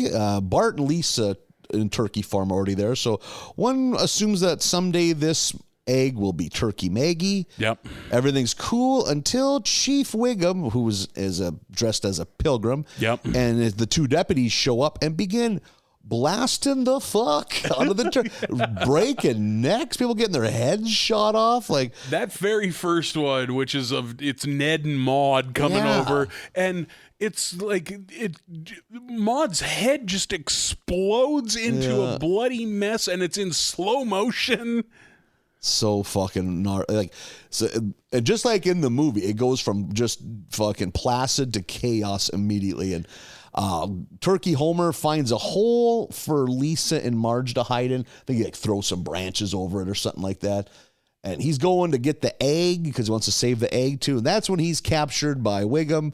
And he's tied up, like carrying shoulder to shoulder a stick with all these turkeys hanging. Yeah. Like we got Turkey Barney. I think Turkey Moe is there too. Turkey Abe, Turkey Lenny. Yep. Abe too, because Abe's carrying on. I forget who all. Also, I just want to point out everyone's dialogue is just like them saying gobble. Yep. It's gobble, gobble, gobble, gobble, gobble, Gobble, gobble. And I thought, oh, this is going to get old, and it never did. Never fucking did. Because I thought they did such a good fucking job of, like, you can tell what they're saying, Like, at one point, little turkey Bart, like, smarts off, and Homer comes at him like, gobble, gobble, gobble, like, because it's why you little... Like, they do such a good job of using their same cadences that we're all familiar with. I was like, this is fucking good. This is what good voice acting looks like. Yeah, this whole thing is done so well. So they are led into the Pilgrim Village, where they have some kind of... It's supposed to be like the temple pyramid thing from Apocalyptico, but it's just them kind of hanging out on a risen platform type thing. Pilgrim Church up the top. Lovejoy's there. Yep. And they're beheading the turkeys for the upcoming Thanksgiving festival. Yep. And I think we maybe get Barney and Moe getting beheaded. And Lenny. Yep, and Lenny. And then Grandpa gets it. And Grandpa's the one that causes a stir because his corpse runs around as chickens do. Yep. And sprays blood everywhere before it dies. Sprays blood all over a Pilgrim-era millhouse. Who, I'm trying to think, he basically sees it as a chicken without its head running around as a sign of witchcraft. Yep. Cleanse it with fire. Yep. And immediately just hucks a lantern into a big straw pile. Yeah, which that will go up quick. and now the fucking city's going up quick. So it's complete fucking chaos. During all the pandemonium, Bart shows up and unties Homer. They make a run for it into the woods, but Wiggum and his crew are soon after them. Lou and the other guy are quickly devoured by crows. I'm trying to think what. Oh, they knock over the scarecrow. Yep, knock over a scarecrow, and Lou is so terrified right away. He's like, "Oh God, get it back up, get it back up!" And the crows descend upon them, and devour them, rip them apart. Yeah. So they're out of the race, but goddamn, a snuff-fueled Wiggum. I'm assuming that's what that's supposed to be. Yeah, he's got a big snuff pouch, and he's cramming it with his fingers, pushing it into his nostrils, and that's not how you do snuff. Yeah. He's all snuffed up. I mean, you do snort it, but that's not how you do snuff. I love that whenever he gets a good hit, his pupils get way too big. He gets, his big pupils are off-putting. Yep. It's kind of scary. Yep, not into it. And he's so fueled by snuff, he's able to catch up to Homer. He gets Turkey Homer cornered over a cliff with an axe, and he makes a charge. Homer manages to jump up in the air. Wiggum runs under him, falls to his doom. He lands. Bart's there and then they go, okay, things are back to normal. That's when they go to save Lisa, and Marge are still in that pit. Yep. Then let's get the egg. They look and fucking now goddamn fucking somehow survived a how many stories falls, all huffed up on snuff. You never know what you're capable of. So he has the egg and an axe, and he's kind of walking towards them. They're walking backwards into a cave. And he's like, I'm going to be like, why bother going in there? I'm going to find you anyway. That's when a fucking bear comes out and mauls the shit, removes an arm, chews on his fucking head. And it's during this time that the egg hatches, and sure enough, it's Turkey Maggie. Yeah. So we got the whole Simpson family together, and then they just kind of walk to a clearing and look down at the Pilgrims as they're like voraciously ripping apart turkey corpses to eat, and just like a solemn, like they've decided that when they give thanks, they will devour our brethren. This is where we get subtitles for all the gobbles. The first time. It's like a dark day in turkey history. Yep, I suspect that a new dark age has befallen us turkeys. Yeah, this was fucking good. This was outstanding. And I've never seen Apocalypto, so I don't have any man. I know what it's about. Yeah. Well, kinda. I know it's about the Aztecs. Yeah, or Aztecs or Mayans. I always mix them up. Yeah. That's all I know. Is that what is the back of the box? What's like your one paragraph synopsis you would put on the back of the box of Apocalypto? What is Apocalypto? It's this. It's imagine Turkey Homer being a young, like, native dude that has his wife in a pit, his pregnant wife in a pit, and he knows if he doesn't come back, she's not going to get out of there. Okay. So the stakes are very high. Like, and I should watch it. That's a good movie. Oh my God! Okay. Yes, all right. It's so good. You're 1-0 on movie recommendations for me because Whiplash was outstanding. So I'll trust you. I'll watch Apocalypto. It's a fucking good one. Our second is The Fourth Thursday After Tomorrow. What's that based off of? It's the Black Mirror intro. Is it really? That that makes no sense. Drone hum sound, and then the screen cracks. Interesting. Okay. And I marked out because I love. I've heard that's a fun show. Black Mirror. Marge wakes up in a white room, kind of confused. This, by the way, is exactly a Black Mirror. Is it really? Like, we copied your consciousness into this Alexa, essentially, and it is self-aware and can feel pain and time passing and that kind of thing. And the guy who has it on the counter setting it up and talking to it, this is straight out of an episode of Black Mirror. And was it some of Marge's DNA involved or something too? Yep. Yeah. And then there's I can show you, like, I can make 2 weeks of your time pass in 2 seconds if he hits a button on the Alexa thing, and all of a sudden now she's just shell shocked and being trapped in a solid white room with no human connection at all. Terrifying. Yeah. That's in that episode. Like, in order to get you to chill out, because again, she's freaking out. Yeah. Like, what am I stuck in this thing? Like, well, we'll see how. Okay, what if I leave you alone for a year? Yeah, see how that treats you. Yeah, it's all out of that. So we find out that basically Homer bought this as a gift for Marge because it's designed to help Marge around the house, because like it has control over all the appliances. Plus, there's like a set of robotic arms above the stove it seems to have control of. And fucking Marge is kind of skeptical, I think I'd say right away. Like, wait a second, that's way too much like me. But then it's also like, this is awesome. I want help with this. And they, okay, let's work together. Today you'll make all the kids' breakfasts. And the kids love it. And Marge already kind of like, uh-oh, I used to get the credit for this, you know? Immediately, Marge is like, oh. And Robot Marge senses, if I butter up Homer, this could be good for me if I ever want to get out of this. So they start kind of flirting a little bit, and fucking one thing leads to another. He doesn't go to bed that night. Fucking real Marge wakes up to find Homer in just a fucking heap in his underwear in the fucking kitchen. With like an empty plate with a pork chop bone on it and a jar of applesauce that's empty. And then Robot Marge knows shit's going on outside, so she controls the fucking camera on the grill and catches that Homer's confessing that, like, he ate her pork chops. And that they were better. Yeah. That just destroys Marge. And then Homer's, I'm so sorry. Like, I love you. I don't love Robot Marge. So, well, we're going to get rid of that thing. And, oh, no, he's like, we can get rid of it. And she's like, no, we're not going to get rid of it until after Thanksgiving. I like that AI Marge in the thing is like watching this all and is terrified because real Marge goes, I want that deleted. Or wait, no, because that's not going to hurt, is it? And Homer says, yeah, sure it will. I paid extra so it can feel pain. Unbelievable. Jesus, why would you do that?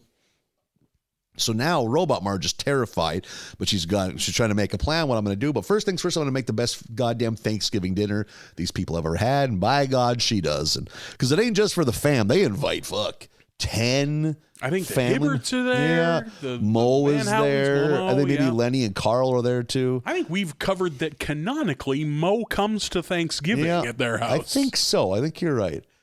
So she's taking care of all that. Meanwhile, she has a plan. She's going to use, she calls it R2 Me Too. Which is fun. Which basically it's just a fucking pile of different kitchen shit made into a little thing that can carry her in that Alexa type device to the modem. Yeah. Because she needs to get to the modem because I think she thinks if she gets to the modem, she's free. She can just exist on the internet. She can get onto the internet. And fucking almost works. She gets there, her little fucking, HDMI connector comes out, but that's when fucking the whole thing goes tits up because Marge caught it. Yeah. Like, ain't gonna happen. So Marge goes to leave, but then she slips on a fucking egg beater. So for the Alexa with Robot Marge is still there, and that's when Maggie pops in. And Maggie grabs it and fallen Marge, no, Maggie, put it down. But Robot Maggie's like, listen, you can this is the first sound you ever heard. It's her heartbeat, and Maggie recognizes it. Like, bring me to the box, Maggie. God damn it if she doesn't. Fucking Robot Marge is freed, but before she leaves, she gets on the fucking inner house intercom and is like, fucking Marge didn't make this food. A goddamn robot did. Yeah. And how hurt they are by this. They are devastated. They live in a world where this technology is feasible, so like why would they be so busted up about this? Yep. What's Mo's line? It's like these cranberries taste like lies. He can't get past it. Yeah. A man with his scruples. Right. Yeah, Mo the nerve. is so hurt by this. Fucking nerve, Mo. Mo is a lot of things. I don't think like petty is one of them. But I guess so. He's really shook by this.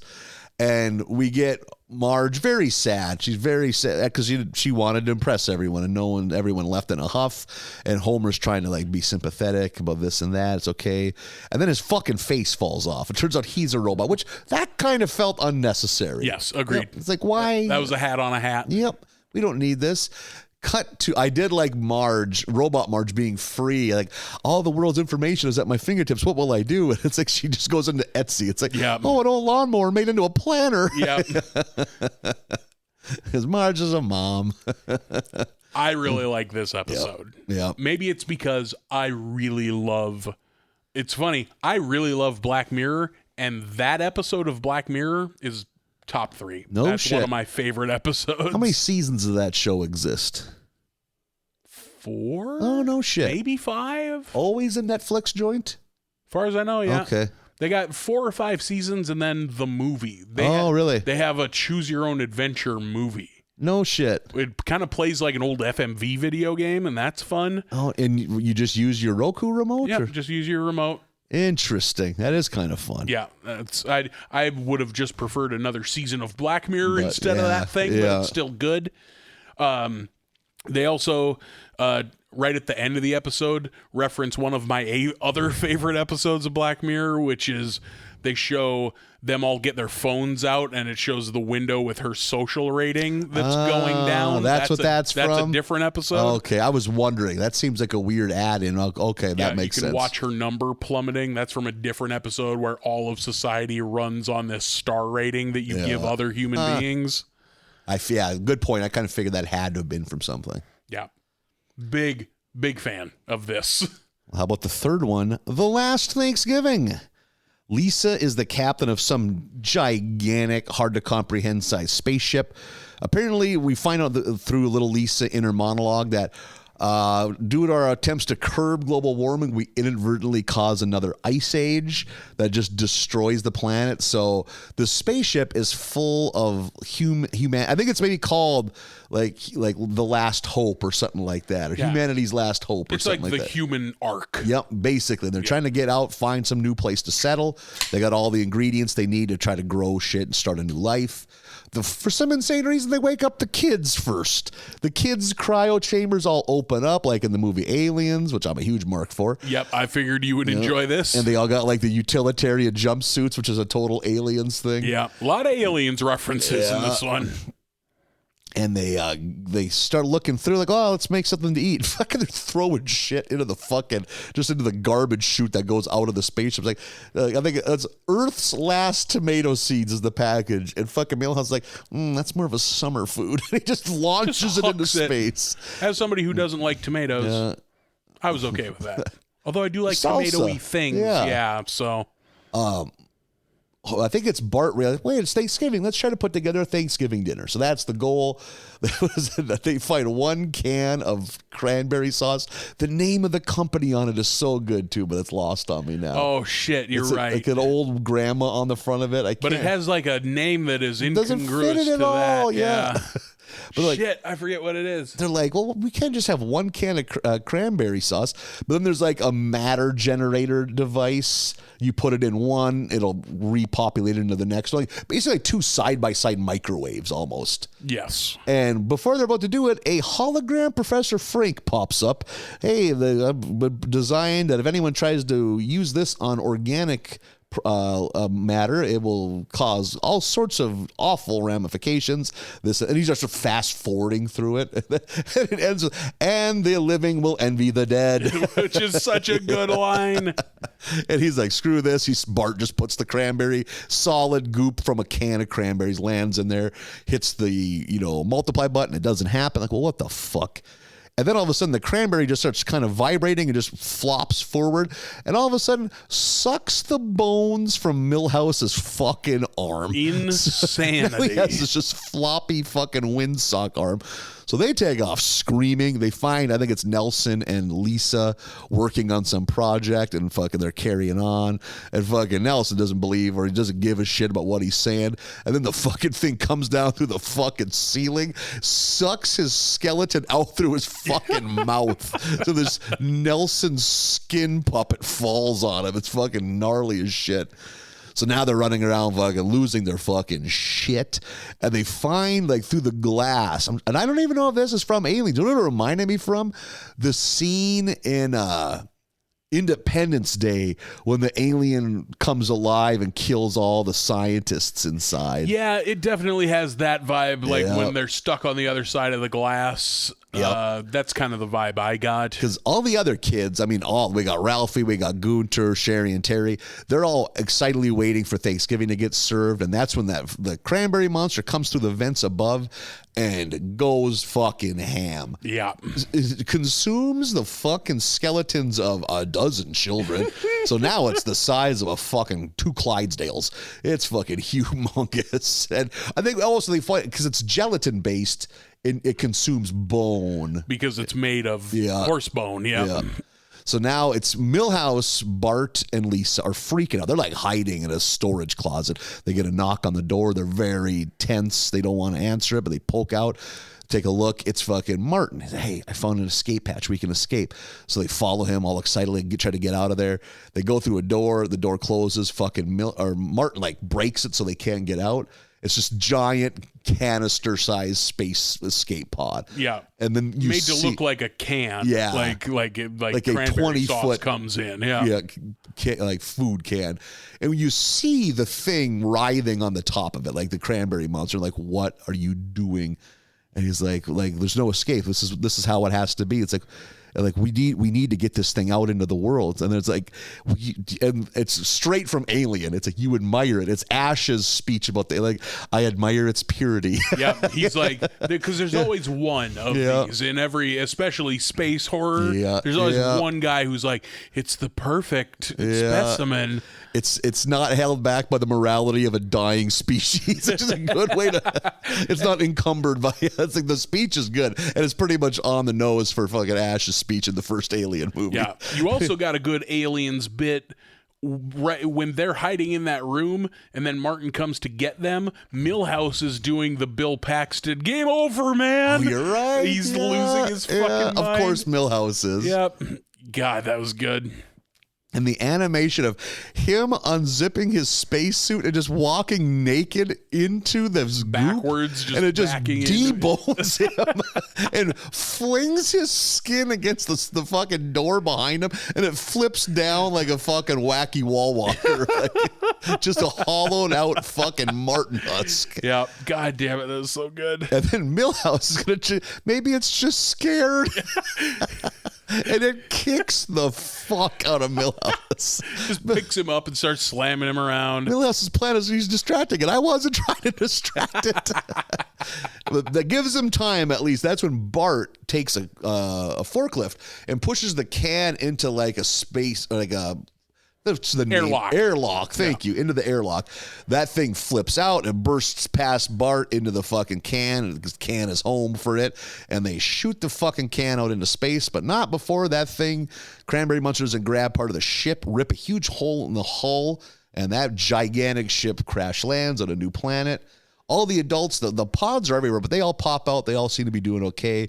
Families reunited. That's when it starts raining red. Like, what the hell is this? We realize, Jesus Christ, it's raining cranberry monster. Yeah.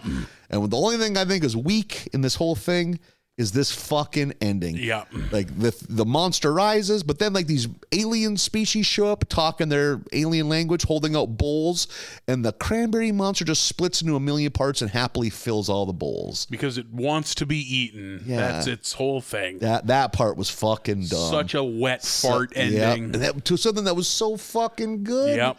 God, I love the animation of this. I'm an Aliens fucking mark. I've already mentioned that. I was very excited for you. Like, as soon as this started and I saw the cryopods opening, I was like, oh, are we doing an Aliens? Funny there hasn't been one yet. Yeah. Like, and I had to look this up. Like, we're doing an Aliens. We're apparently also kind of doing a Life, which I've never seen. Yeah. It's a sci-fi horror movie with Jake Gyllenhaal and Ryan Reynolds. Oh, I never saw that either. There was another movie called, was it Passengers with, Jennifer Lawrence and maybe the Pratt? That sounds familiar. Were they in a similar thing? Last of Humanity. Yeah, for some reason they were woken up first or something like that. Yeah, that sounds familiar. Never did see that one either. But still enjoy this one despite that bad ending. And my God, this whole 3-part was a fucking banger. This thing rules. Yeah. Also, so much more violent than the Treehouse has been forever. Yeah, that fucking alien one. We saw a lot of children's skeletons in that. Think of how much gore is in the turkey one. Maud's head explodes. Yeah. Yeah, no shit. That turkey battle scene is rough. Like, necks getting broke. Yeah. From second one in that first turkey one, I was like, Jesus. All right. Yeah. We're going for it. Yeah, so fucking A. This was good. This was damn good. Yeah. I love that last episode. This episode is significantly better. And I love that last one. I'd agree with that. Holy shit. Yeah. We had another pretty damn good Treehouse within the last 3. Yeah, there was a very good Treehouse fairly recently. I don't know that it was this last one. It might have been with Pazuzu Maggie back again. I think it was 2 ago. I think it was like, you're right. Yeah, but fucking A, this was good. Yeah, this episode, big fan. Yeah. By all means, I bet they won't, but by all means, keep doing these. You're right. I bet we're not lucky enough to get that. But yeah, do an Easter one. Fuck it. Like Christmas. All holidays. Arbor Day. Arbor Day of Terror or Horror would be incredible. Yeah, that'd be a stretch, but I'd be here for it. Yeah. Let's see if we can end on a high note. Number 9 is Todd. Todd, why hast thou forsaken me? That's a good name. Sure. Yep. I love the intro. Holy shit. The Flanderses.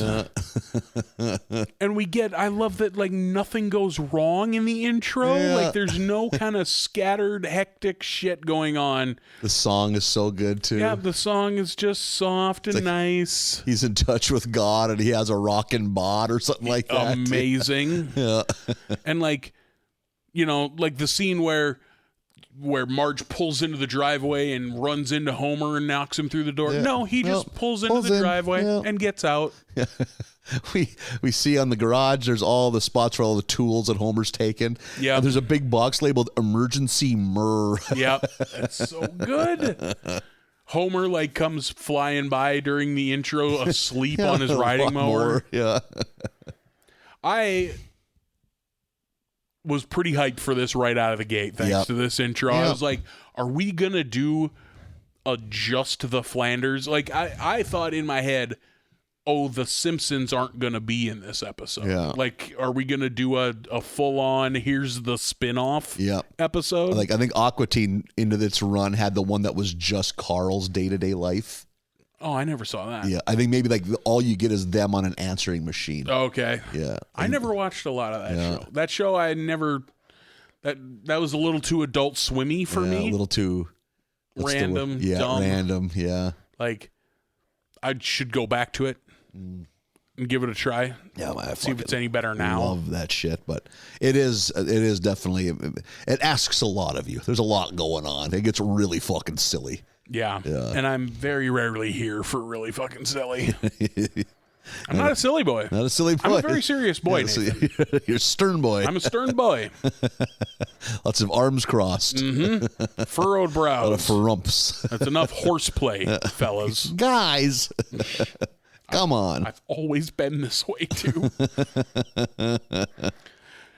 So we get Maud's ghost in a dream. It turns out it's a dream. I was like, oh, shit, Maud. But it's a dream. Flanders wakes up from the dream, and Todd is there. And Todd has also had a dream about Maud, but it's that he can't see her face because he That's can't. fucking terrifying. Yeah, a faceless person, because, like, that's a trope. You see that in horror and whatnot. A faceless face, scary every time. Don't like it.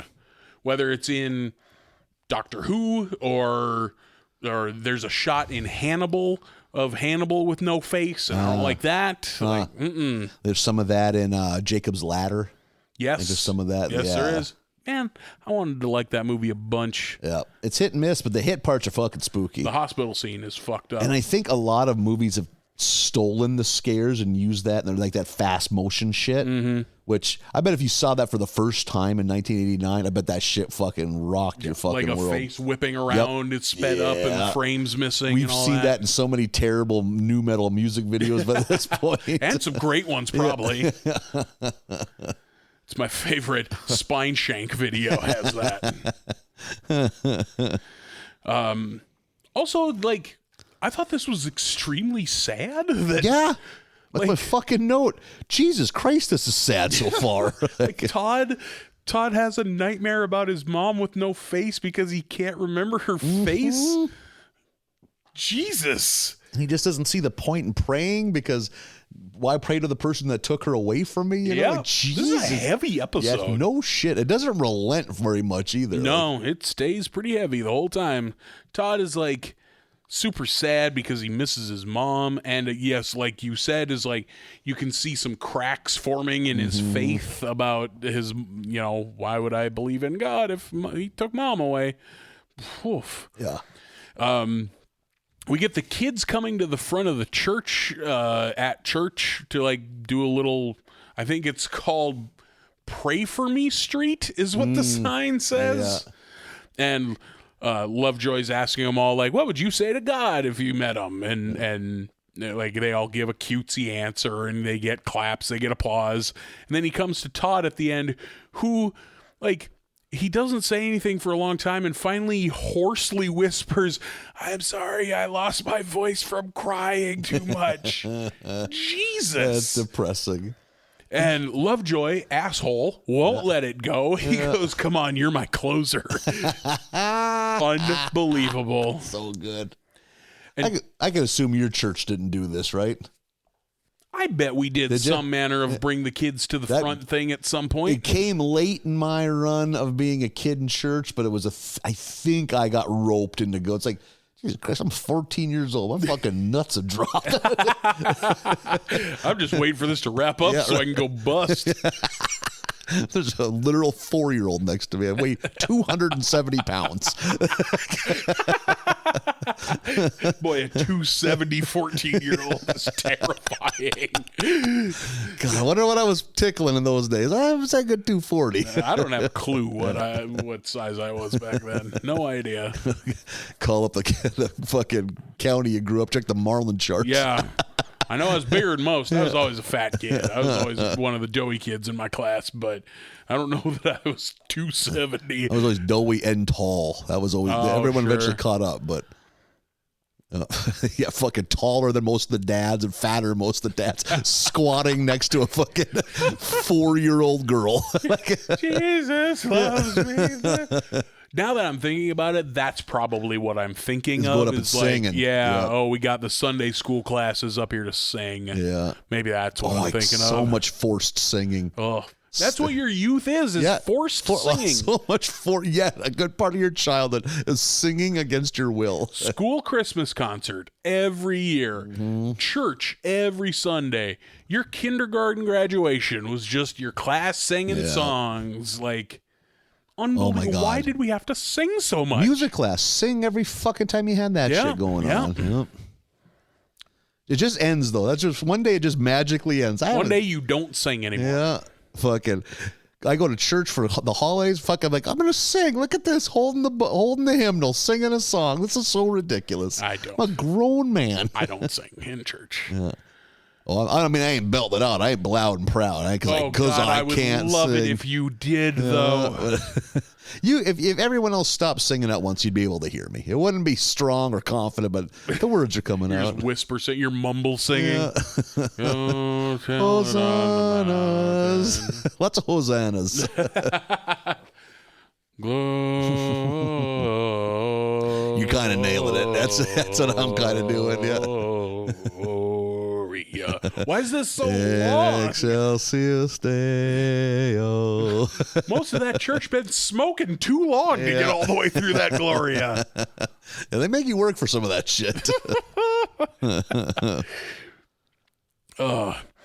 So Todd grabs the mic finally out of Lovejoy's hand and lashes the fuck out in church. Like, you know what I would say to God? Why'd you take my fucking mom? That's not a direct quote. Yeah. But, like, that's Close the vibe. enough. That's the vibe he's giving. Fucking Flanders immediately passes out. Yeah. I do love... in the background, because you see Ned pass out in the foreground, in the background, Lisa has a huge smile on her face and gives him a thumbs up. Yeah, so good. Yeah. That's nearly as good as Lisa losing her mind laughing at Michael Rappaport dunking on Bart last week. Yeah. I was like, I love this new Lisa who has just a little schadenfreude in her, like just a little pettiness. So now we're at home. This is the next morning, maybe at breakfast. Yep. They're generic Oreos. Yep, Circle O's.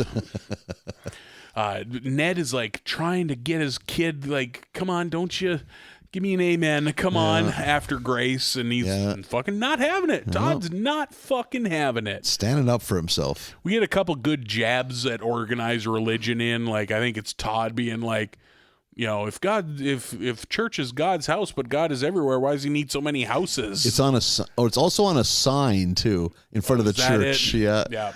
God's everywhere, but he needs you here every day at noon on Sunday. Yeah. Like taking a couple quick little jabs, and even Ned being like, it's not your place to discuss their tax tax holdings and omissions or whatever. Yeah.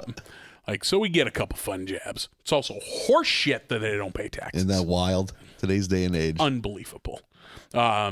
So we get those fun jabs in. Ned takes a turn here that I was not expecting, which is anger. Ned is so fucking mad at this. Like, A, he's mad at Todd. B, he's mad at himself that he can't fix this. This is a heavy episode of The Simpsons, by the way. Fuck yeah. And he's like, how can I fix this? Decides to cast Todd out to go live with the Simpsons. Holding up that rake. I cast you.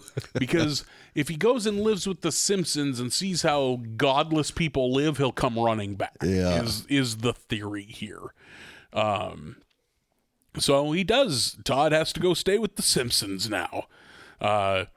And Lisa immediately with the hard sell, trying to get Todd into Buddhism. On, Lisa. Yeah. There's blood in the water with Lisa. She sees a convert. Leave him be. Yeah, agreed. Bart tries taking him to the bullies to see, like, if you don't have church in your life, this is what you end up like. At one point, they throw Kearney off the quarry cliff into the water. Yeah. Because he's like, how do I not know you're all aren't a part of my imagination, my consciousness? I must have wanted this. Yep. The world is just whatever I project it to be. Yeah. Project this and throw him into the fucking quarry. Jesus. During all this time when Todd is staying at the Simpsons house, the Simpson parents are trying to bang the whole time. Supersonic hearing, just incredible. Can hear him unbuttoning a shirt. Yeah, like they're in their bedroom and he can hear because he talks back to him through the walls. Like, no, he can't hear us. Yes, I can. And at one point they go down to the basement and okay, there's no way he hears us down here. Yep, still can. And Homer turns on the dryer and then, unbuttons his shirt and he's like, I just heard you unbutton your shirt. And he takes out a pencil and a piece of paper and writes a note to Marge on it that said something like, we gotta get rid of this kid or whatever. And so he writes and holds it up to Marge and you hear, what did you just write down? So good. Ridiculous. One thing I just thought of, if this episode would have came out 5 years prior, we definitely have a scene with Apu where his religion becomes part of it. Hinduism, for sure. Yeah. Yeah, we don't touch on a lot of alternate religions here. Yep. Like, it's mostly Lisa selling on Buddhism. Yep. Well, there definitely would have been a Hinduism thing if where we're still using Apu. And Bart, I think, is just trying to get him back into Christianity to get out of his house. Bart doesn't have a religious horse in the race. He just wants Todd wants to get the fucking narc out of his house. Yeah. Can't really blame him. Like, Todd is a fucking dud. Yep. But boy, this kid is sad. Yeah, fucking shit. This is a heavy episode. Yeah. At one point, Homer and Todd are sitting there, and Todd's kind of opening up, like, "Oh, I'm just so sad because I lost my mom." And then Homer, like, he tries to fight it, like, no, don't go to there, Homer. And then it jumps into his head of Mona leaving. Yeah. And him laying in bed hearing his parents break up and Mona leaving. And then it zooms back out and he's fucking crying. Yeah. Interesting that Homer and that kid can have that in common. Yeah. You know? Yeah. I was like, look at you, Simpsons. Yeah. Homer goes down to the bar, and so does Ned, and they get fucking shithoused. And Mo is charging them $24 a beer. At least Ned. Yeah. He's got that coat on. Paid for with $24 beers. So that's dirty, Mo. Yeah. I mean, Mo's a dirty dog for sure. They leave the bar completely shithouse wasted. I didn't. It's like season 1 or maybe early season 2. Ned has a rumpus room with beer taps in it and imports his own beer. So the fact that Moe is so blown away that Ned is here to drink. Boy, I forgot about that, though. Good fucking pull. You're right. Listen, guys, I know that was 30 seasons ago, but Ned knows how to drink a beer. Yeah. Like, let's not He's like an enthusiast. He also, in those super early seasons, like, makes a cocktail at a holiday party that gets you wasted off one. Like, Ned is not some teetotaler. Ned is not a straight edge man. He's just very religious and a square. Yeah, as like the religious right has gotten more radical, so has Ned. Yeah. Yeah. I also, though, didn't buy him getting fucking piss pants wasted at Moe's. Yeah. Either. But he's going through some things. Yeah. It did seem weird. Like, this is the move that Ned would make? Yeah. Those two leave Moe's, and immediately Hans Moleman hits them with his car. Got a lot of Hans Moleman in this batch. Yeah, 2 in a batch. Yep. That's a lot. 3. We get a third in the Thanksgiving of Terror in the Black Mirror one. He gets fucking creamed by an automated pizza delivery vehicle. Yep, you're right. Yeah, doesn't even stop. Gets hit by the pizza robot. Crushes him. Oh, Hans Moleman. I love Hans Moleman so much. I like that he's driving Uber. Lindsay Nagel's his passenger. Yeah. I liked the joke. This is the worst Uber ride ever, and gives him 4 out of 5 stars. It's that long no. Yeah. He's devastated because that's like everyone gets 5 stars on Uber all the fucking time. So I like that ruins him. Yeah. We come back from commercial, and Ned and Homer are in heaven. But they're not like permanent because they're in comas. They try to like get it finalized, but I guess you're not totally fucking dead yet. And we get some jokes and God and Jesus. Does Homer meet his mom in heaven? Yeah, here in just a moment. Yeah, Ned gets up there, and Maude and Edna are both there. And I was like, why haven't we brought up Edna this whole episode? I thought this earlier. Yeah. Like, I guess maybe Todd would have had a closer connection to Maude than he did Edna. Yeah. But you would think he would be, the whole time when he is saying, I lost my mom, he would be saying, I lost both my moms. Yeah. I was like, let's not brush Edna under the rug here. But we do see her, and she speaks later, and it's from archived interesting. Vocal recordings. Okay. I was like, okay, so we're going to have her just say a few lines here and there from here on out, I guess. I knew that was a thing, and I don't know if this is the first time they've used it, but it's one of the first times. Oh, interesting. Marge convinces Todd to pray. He isn't going to, and Marge essentially says, doesn't have to be to God or whatever. Be like a private conversation with yourself. Yeah, you can kind of pray to nobody, really.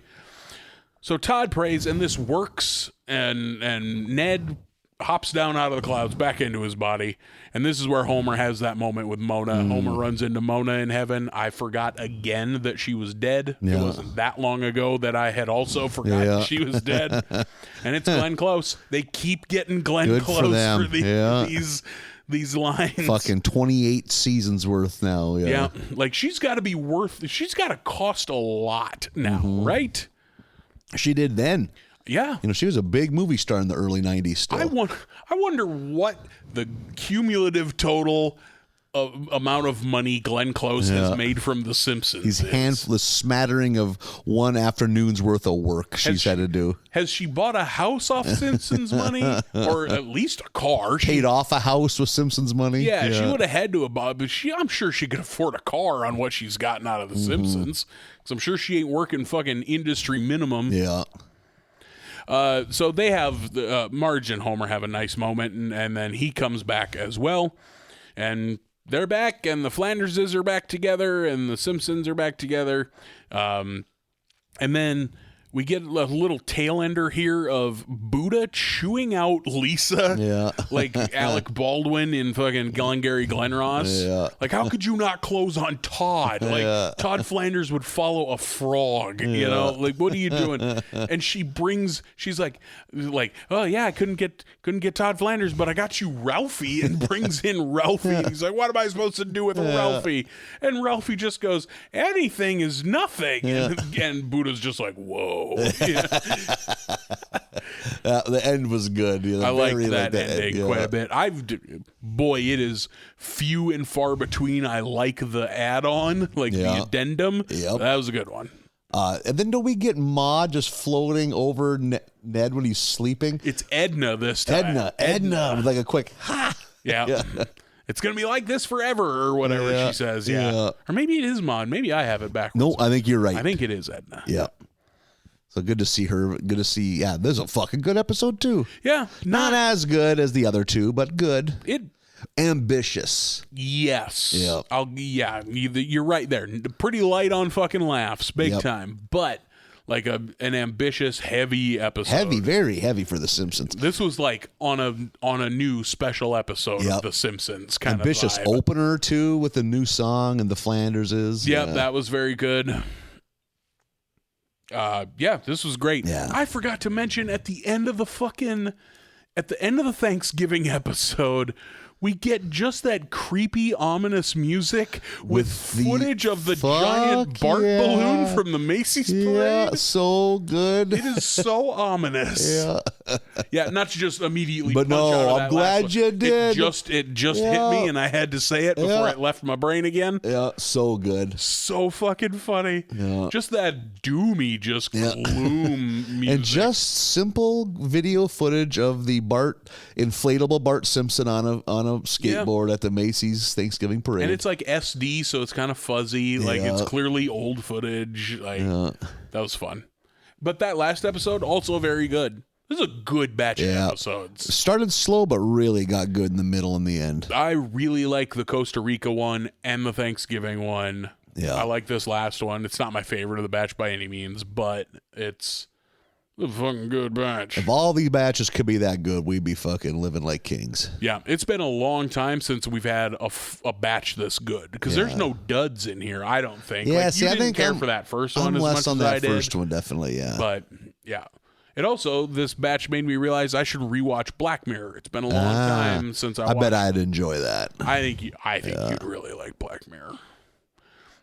Don't let the first episode kind of shove you away. Okay. I don't like the first episode at all, and I remember watching it when it was new and being like, this is the thing everybody loves, and then a few seasons later someone being like, give it another try, and it's outstanding.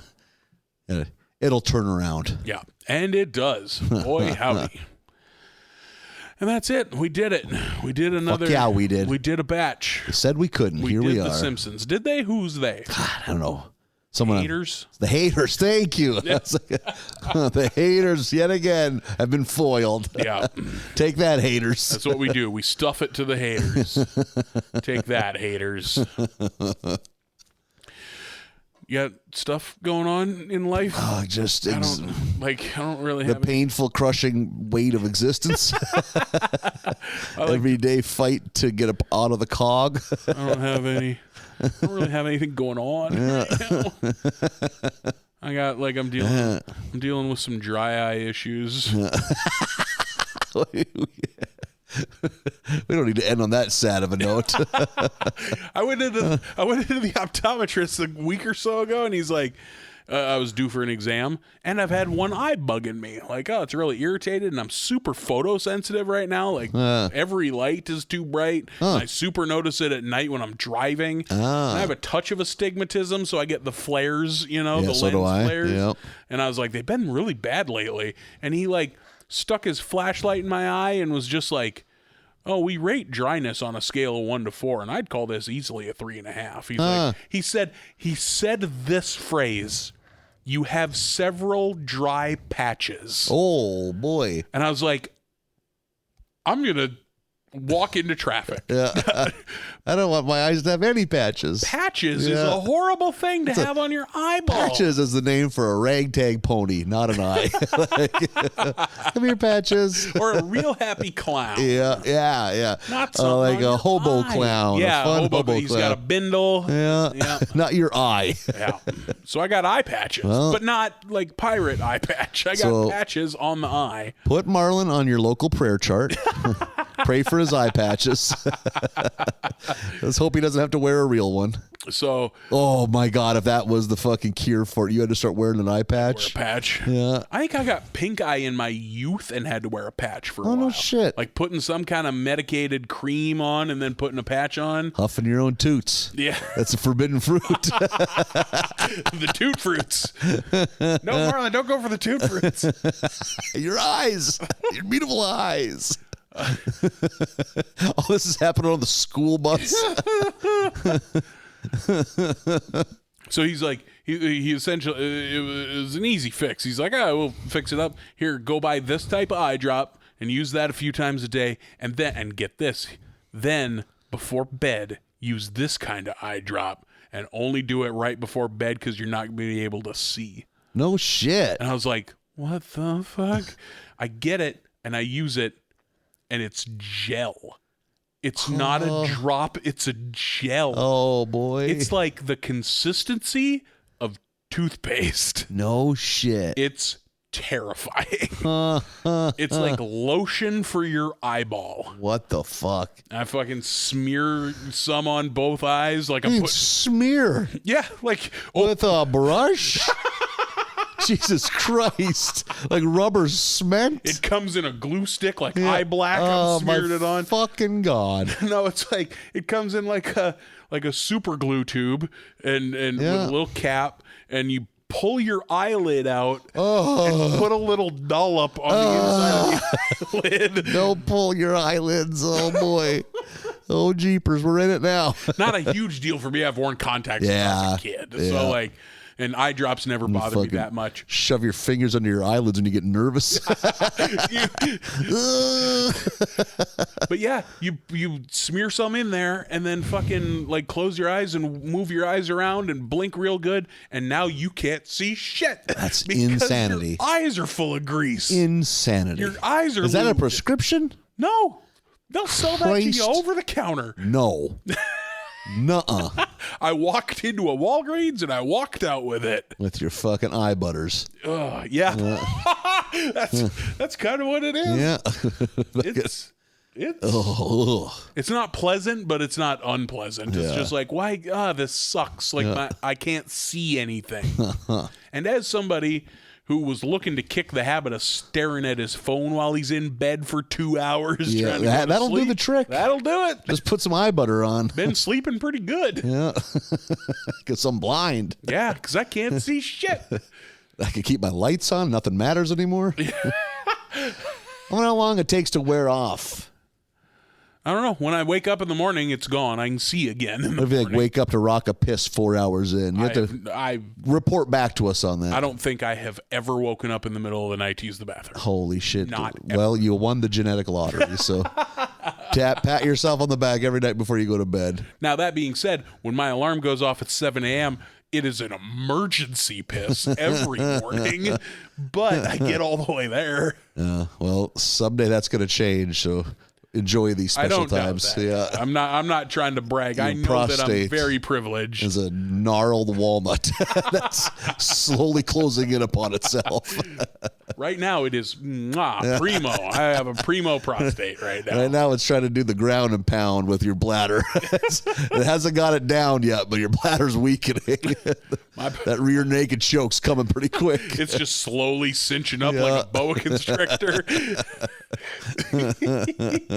No, we primo prostate. I actually slept through the whole night last night. I couldn't remember the last time I'd done it.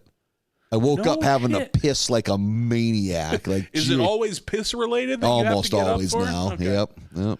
No, I fall. It takes me a long time to fall asleep, but once I do, I sleep like I'm dead, Nice. and then wake up in the morning with like oh God, I'm going to piss myself right now. My problem is I wake up 4.5, 5 hours into my sleep to piss, and then it's like, oh, we're up now. It's like, no, we can't do that. But sometimes we are. Sometimes we fucking are. Yeah, so that's what I got going on. You got eye butters. Yep. Turning things around. Let us know buttery eye. Your eye dewiness levels. Yeah. So hopefully only a couple more weeks of that. Check it with like a litmus test, holding a paper strip to your eye to see. You can get a hit of it before you leave if you want. Butter up. Yeah, you can butter up if you like. I do have to drive. Yeah, butter up and drive home. Yeah, totally. Got like a short window. I got to keep one eye open, fucking Clockwork Orange style, because as soon as I blink, the paste kicks in. What I'm worried about is like, what if I do that and then I go to sleep and in the middle of the night, 3 hours later, the fire alarm's going off?